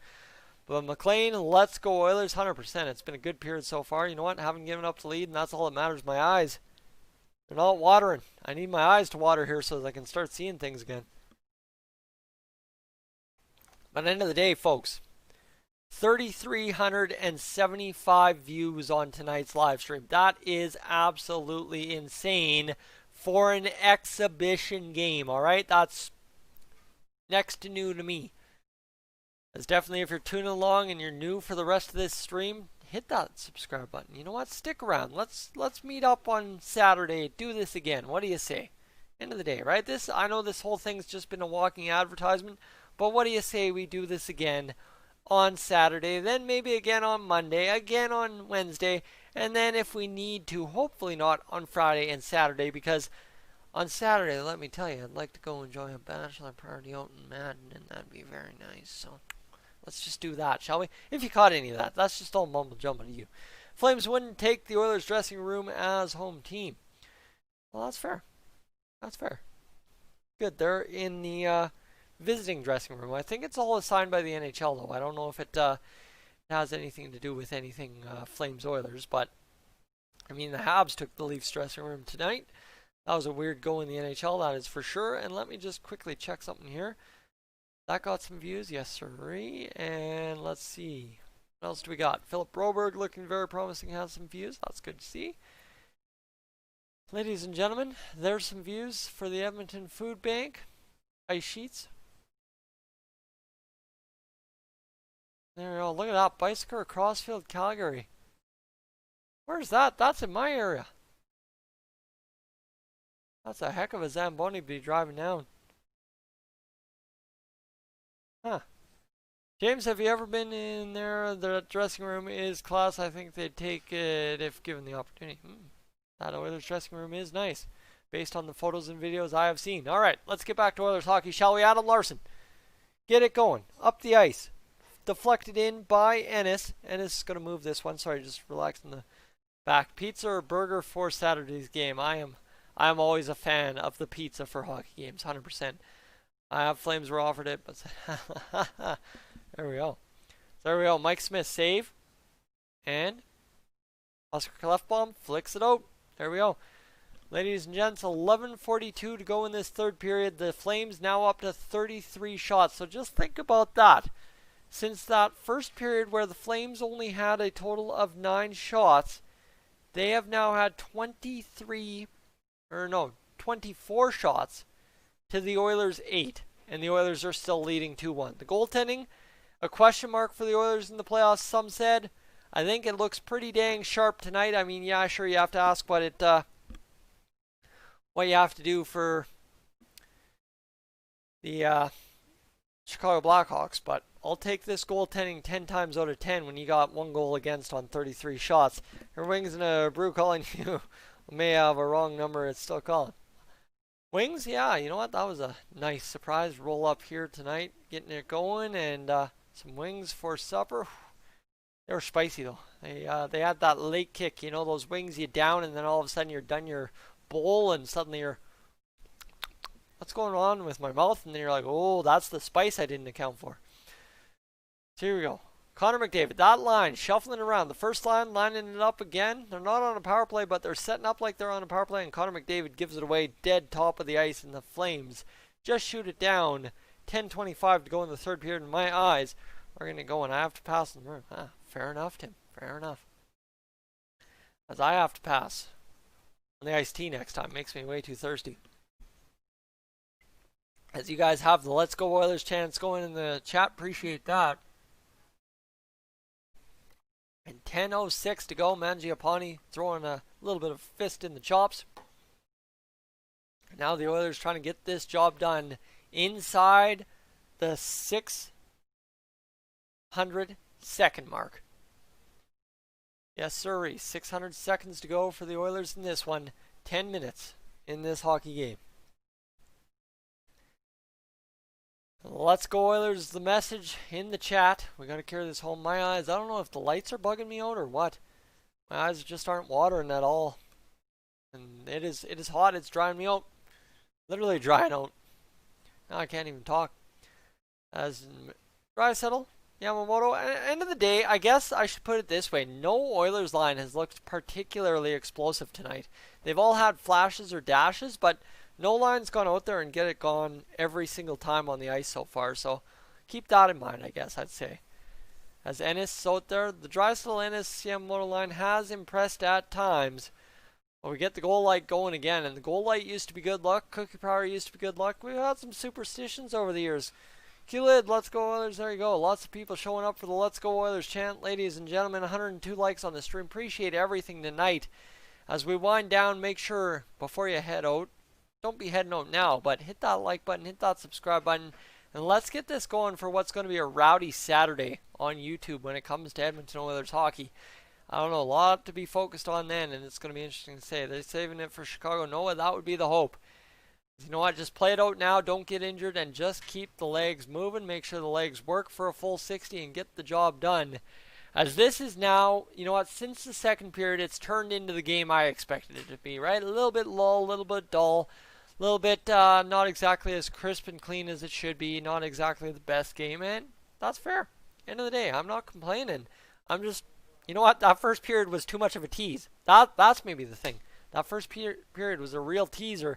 And now you got me all excited going into the second and third. And now this is kind of exhibition hockey we expected is what we're watching. And that's tough. But, hey, we'll keep it going. And, yeah, exactly. We won't curse Connor until the Oilers really need it. Tim's thing. If you don't know what Tim, the moderator's thing is here. When Tim used to say Connor's been absolutely bad tonight, like he has been tonight, and he said it in chat, what ends up happening is all of a sudden Connor just goes beast mode and bang, scores a goal. And now as welcome in, first time I've seen your name in the chat, let's just quickly do a couple little things here. I'm going to do a quick phone check since we're on commercial break. We'll get to it as my goodness, ladies and gentlemen, what a night on the old live stream this evening. The live stream has 3,500 views, officially just crossed that just now, up to 7,734 subscribers. Somebody's got to hit 7,735 at least and get this going. I think they're actually just treating it as it is now, a tune-up game, right? Hopefully, yes, it's just a tune-up game, so we should be good to go. And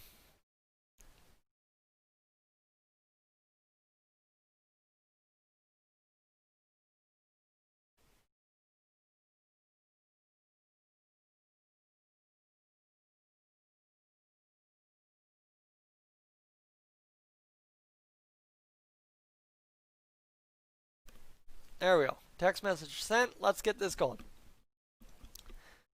Let's get this going, my friends. It's going to be a long night tonight getting that game review done, but it's going to be one heck of a night to get a game review done. First game review in 4.5 months. It's going to feel good, let me tell you that much. It's been a hot minute, but here we are, getting back to the old game review routine. And Edmonton Oilers hockey back on our television sets. Like I said, that first period was way too much of a tease. That's the only problem. They really teased what they're going to do in the playoffs in that first period, and then all of a sudden have just kind of coasted back the rest of this exhibition game. But that tribute to Colby Cave, that was touching, that was sad. And you know what, very emotional as well, because the Oilers, they're going to miss him dearly. A lot of the Oilers, especially the Bakersfield guys, became attached to Colby over the past year and a bit that he's been here, and it's sad to see a life gone like that. And of course, now tribute on Mikko Koskinen's mask, and you know what, end of day, good to see the Oilers will carry on the name and hopefully carry it all the way to a Stanley Cup title and make sure Emily Cave gets to touch the Stanley Cup like she should have originally if Colby Cave would have won it with the Oilers in this bubble hockey situation. So let's do this, shall we? Let's finish off the last 7 minutes and 44 seconds of hockey. Hasham's in here cheering for the Flames. That's nothing new. That's nothing new for him. It's Connor McDavid. There's the flashy dash. There's Connor McDavid. Oof, oof. My goodness, there it is. There was the Connor McDavid we all know and love. That little flash and razzle dazzle with the skates. He saw an opening and went for it, and you love when he's ripping around that way. And all of a sudden, Connor McDavid's ramped it up on the skates in this third period. The Oilers, Zach Kassian. Ooh, I hope Kassian didn't just take a trip. I hope Kassian didn't just take a trip, but I think Kassian might be skating off to the box here. And yes, sirree, Kazi into the penalty box late in this game. Tried digging in the puck just a little tad too much. And that really sucks. Right there, TJ Brody's legs tangled up, and Zach Kazian hauls him down. That's it, that's all. But look at that flash. Look at that. Bang, bang, bang. And no, Connor McDavid's gone around Giordano all day. But, you know, McDavid didn't want to cut in on Giordano in an exhibition game because, you know, Gio's not going to shy away from taking down Connor McDavid in such a situation. Definitely, you take away Connor McDavid. The Oilers, probably not as big of a playoff threat as they are with him. So now the Flames tee up that one-timer on the power play. This puck bounces all the way around. No shot on net, and here we go. Let's finish off the last 7 minutes with 1:47 to kill on the penalty. A nice block there by Haas, who's done a terrific job tonight on the penalty kill. The guy has been, in place of Riley Sheahan, very, very effective, and I have enjoyed watching Gaetan Haas play on the penalty kill very much so tonight. A question mark coming in, obviously, because of Sheahan being scratched, but Gaetan Haas effectively doing exactly what Sheahan would be doing in a tune-up game, just getting in lanes, just making sure the puck's not free-flowing for the Flames. And that one a little free-flowing, but Adam Larson gets there and deals with it. That's no worries, that's all good, and we're gold. But mosquitoes now flying in front of my face and getting me distracted here. 6:25 to go. The Oilers working this Flames power play into a little bit of a pulp. Johnny Gaudreau can't get anything going as he's going to get this back to the point. Last time I said that, I need to shut up. Archie just blocked a shot slow off the ice. That's why he went off the ice. I saw Haas down the ice. I was too busy talking about Haas. We're going to watch this one. So is this going to be the shot? There we go. Reconnection successful. All right. Hold on. Reconnecting. There we go. We're back. Sorry for the dip. And there we are. We're back. And 5:42 to go in this period. Of course, Archie is right back out there. Absolutely. 5:37. Let's get this done. Let's put it in the book. Sorry, my live stream just disconnected there. I was a little concerned, but it doesn't even look like I disconnected on my end. I just got a disconnection blip. End of the day, it is dealing with Shaw in a small town. Here we go. Backdoor. Oof, man, what a miss. Is that Johnny Gaudreau backdoor missing that puck? That's rough. Guy just can't do it in the playoffs, I guess. As there we go, Archibald does the penalty kill, and that allows Yamamoto to get a chance right there. And now the Oilers out there getting this going. Yamamoto turns that puck over, but he gets it right back. That's the dogged determination we love out of Yamamoto. Now a flick to the front of the net. This one hits Riddick in the face and bounces away several ways to Sunday. And nope, no puck going back in the net there. But 4:48, the Oilers just trying to keep the puck in the Flames half of the ice. You just want to keep it going. Get this job done. Penalties killed. The Oilers now with 4:40 to go. So a total of 280 seconds. Riddick backdoor. Patrick Russell scores. I called it, baby. Woo! He can't do it during the regular season. But Patrick Russell has just scored for the Edmonton Oilers. I am telling you, Troy, are you as floored as I am? Jeez. That guy, man. That guy. That would figure. That would absolutely figure. 3-1 for the Edmonton Oilers. Sam, Races, where you at? What a stupid night. Wow. Patrick Russell scores a goal in a game that doesn't count. Oh, man. You gotta feel for the dude. You gotta feel. That is his first NHL goal, but it doesn't technically count as an NHL goal. This game doesn't count for anything. It's exhibition. My goodness, he scored some. Oh my goodness. The poor guy. You gotta feel for him. Like, he has these flashes, but he just... Oh my goodness. Oh my goodness. Russell, about time, but it means nothing. Mcdavid scores! Oh, baby! Mcdavid takes it to the net and scores! What? Oh, there it is! Andrew, where you at, bud? Where you at? He did it. He did it finally at long last. Mcdavid out there with Patrick Russell and Ryan Nugent-Hopkins. And Patrick Russell now has a goal and an assist in the span of a minute. Oh my goodness. What a turn of emotions. 4-1 Edmonton Oilers. And Connor McDavid does his blow-by, takes it to the net, shoots it 5-hole on an assist by Patrick Russell, who just scored a goal in a meaningless game. Oh my goodness. There we go. All right. I can sleep happy tonight, folks. That is what we came here for. The Heat, I don't feel it. 2-point night for Patrick Russell in the span of a minute. Connor McDavid's second goal tonight, one on the power play, one even strength, and the catalyst ends up being Patrick Russell. Ah! Ah! Ah! Oh man, that was some horrific goaltending. Yeah. Big save, Dave. Yeah, that's why they call him Big Save Dave. He can't make the big save when it matters, but let's go, Patty. He did it. Patrick Russell has the game of his Oilers' career against the Calgary Flames in an exhibition game in a playoff tune-up as the 13th forward. That, my friends, if that is not 2020 in a nutshell, that's the goal, 2 goals. I was saying in a minute. That was in 33 seconds. All we need now is a Philip Broberg goal, and I can have one heck of a game review to talk about. As Ethan Bear, you know what? We haven't had to say his name too much tonight, and I think that's a fantastic thing for anyone concerned about Bear and Nurse's D pair. That's fantastic to not hear their name. Delayed penalty for the Flames, and the wheels have fallen off the wagon for the home red Flames. Wow. All right. Big save, Dave. Yeah, I mean, oh, there we go. There we go. All right. 2:29 to go, and we will finish this game for the majority of it on the power play. That is absolute insanity to me. I don't know how we turned that one around so fast, but we did. The Oilers get the job going, and all of a sudden, 4-1, 2:29 to go in the third period. And ladies and gentlemen, what a night to be an Oilers fan, that's for sure. If you're new to the channel, I got to tell you, hit that subscribe button. You want to be here for Chicago.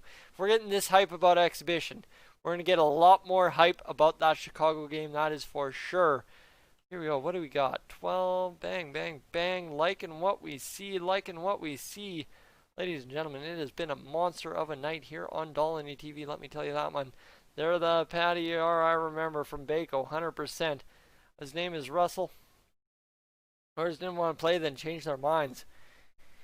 Yeah, Patrick Russell just takes a weird hop off a bounce, puts it back in the net, and of course then you've got Connor McDavid doing what Connor McDavid should have been doing all game, and did it, and scored the 4th goal of the game. You love to see it, you love to hear it, and that's huge. All right, let's get the period goal recaps. Patrick Russell from Nugent Hopkins and Matt Benning. Okay, all right, all in. And then Connor McDavid from Russell.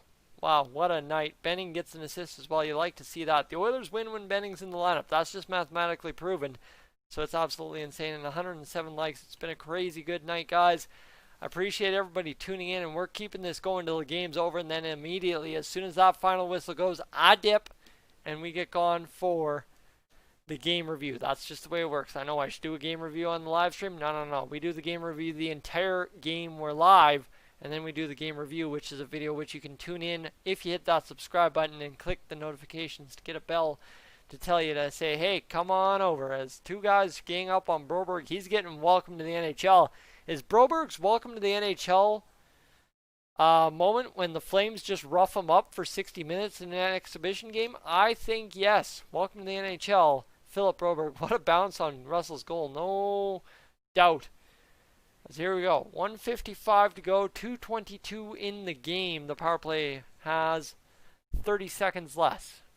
Or 20 seconds. Yeah, it's about 30 seconds less than the game has time. So here we go. The Oilers are going to work this one out. They're going to throw out a whole different power play crew. It's Athanasiou, Yamamoto, and Ennis out there trying to grease a goal for us. They were lulled to sleep there after the first period due to Flames not putting up much of a challenge in the first. Well, then they stayed asleep for most of the third, and then all of a sudden, right there, bang, bang, 33 seconds, put it to bed for the Oilers with 4-1 lead. Now they're moving this one through neutral. It's going to be flipped up. Big save, Dave out to play it. He stick flips that one almost out of the blue line, but there's Ethan Bear keeping it going. Ladies and gentlemen, let's shoot this puck. Big save, Dave. Not leaking that one in. Big save there on Athanasiou, who has the shot. And it's looked actually rather good tonight. You know what? There was concern about Athanasiou going into this game, but he's looked rather all right as well. It's Connor McDavid, 2 goals, 2 shots. That's the problem. If Connor McDavid's going to shoot 100%, I'm not going to complain. But I'd rather Connor McDavid shoot 100% on 8 shots instead of only 2. Right? If we can win 8-0 on Connor McDavid shooting 8 shots a night, I'll take it. Problem is, yes, 100% shooting percentage, even a 20% shooting percentage is realistically unrealistic. But end of the day, 2020, they're realistically impossible. It all blends together in this weird kind of convoluted situation that nothing makes sense, and that's just fine by me because you know what? We got hockey in July, and welcome to it. It's 30 degrees, probably 28 degrees in the house here, and we have now officially survived 59 minutes of return to play hockey for the Edmonton Oilers live on Sportsnet from Rogers Place in Edmonton, Alberta. We're inside the final minute. Alex Chase on, ready to get this going. Ladies and gentlemen, I appreciate everything. You've been along for the ride tonight. Oilers on the PPN. Tip isn't throwing the number 1 power play over the board. Not a heartless piece. He waited at least 10 seconds before they went out. That is good. Broberg out on the... It just went out. There we go. Connection good. And we are good. We are live. We are back. Okay. All right, ladies and gentlemen, couple disconnections tonight. We'll be mindful of that. Well, we've got this going as the Oilers ready to go. Gaetan gets to work in the corner. 3 seconds left on the power play. That is it. That is all. 29 seconds left in the game, my friends. Thank you so much for tuning in, ladies and gentlemen, this evening. It's been my pleasure to bring you the exhibition game, the first game in 4.5 months. And guess what? In the post-game review tonight on Goaltending TV, we get to do the double finger snaps in a Connor McDavid jersey for I think what's the first time. Thank you so much for tuning in, ladies and gentlemen. You have yourselves a fine evening. $20 in donations, $2 to the Colby Cave Memorial Fund. I will catch you Saturday, 1 p.m. The stream scheduled. Go find it. I'm Tyson. This is Goaltending TV. I am up on out of here.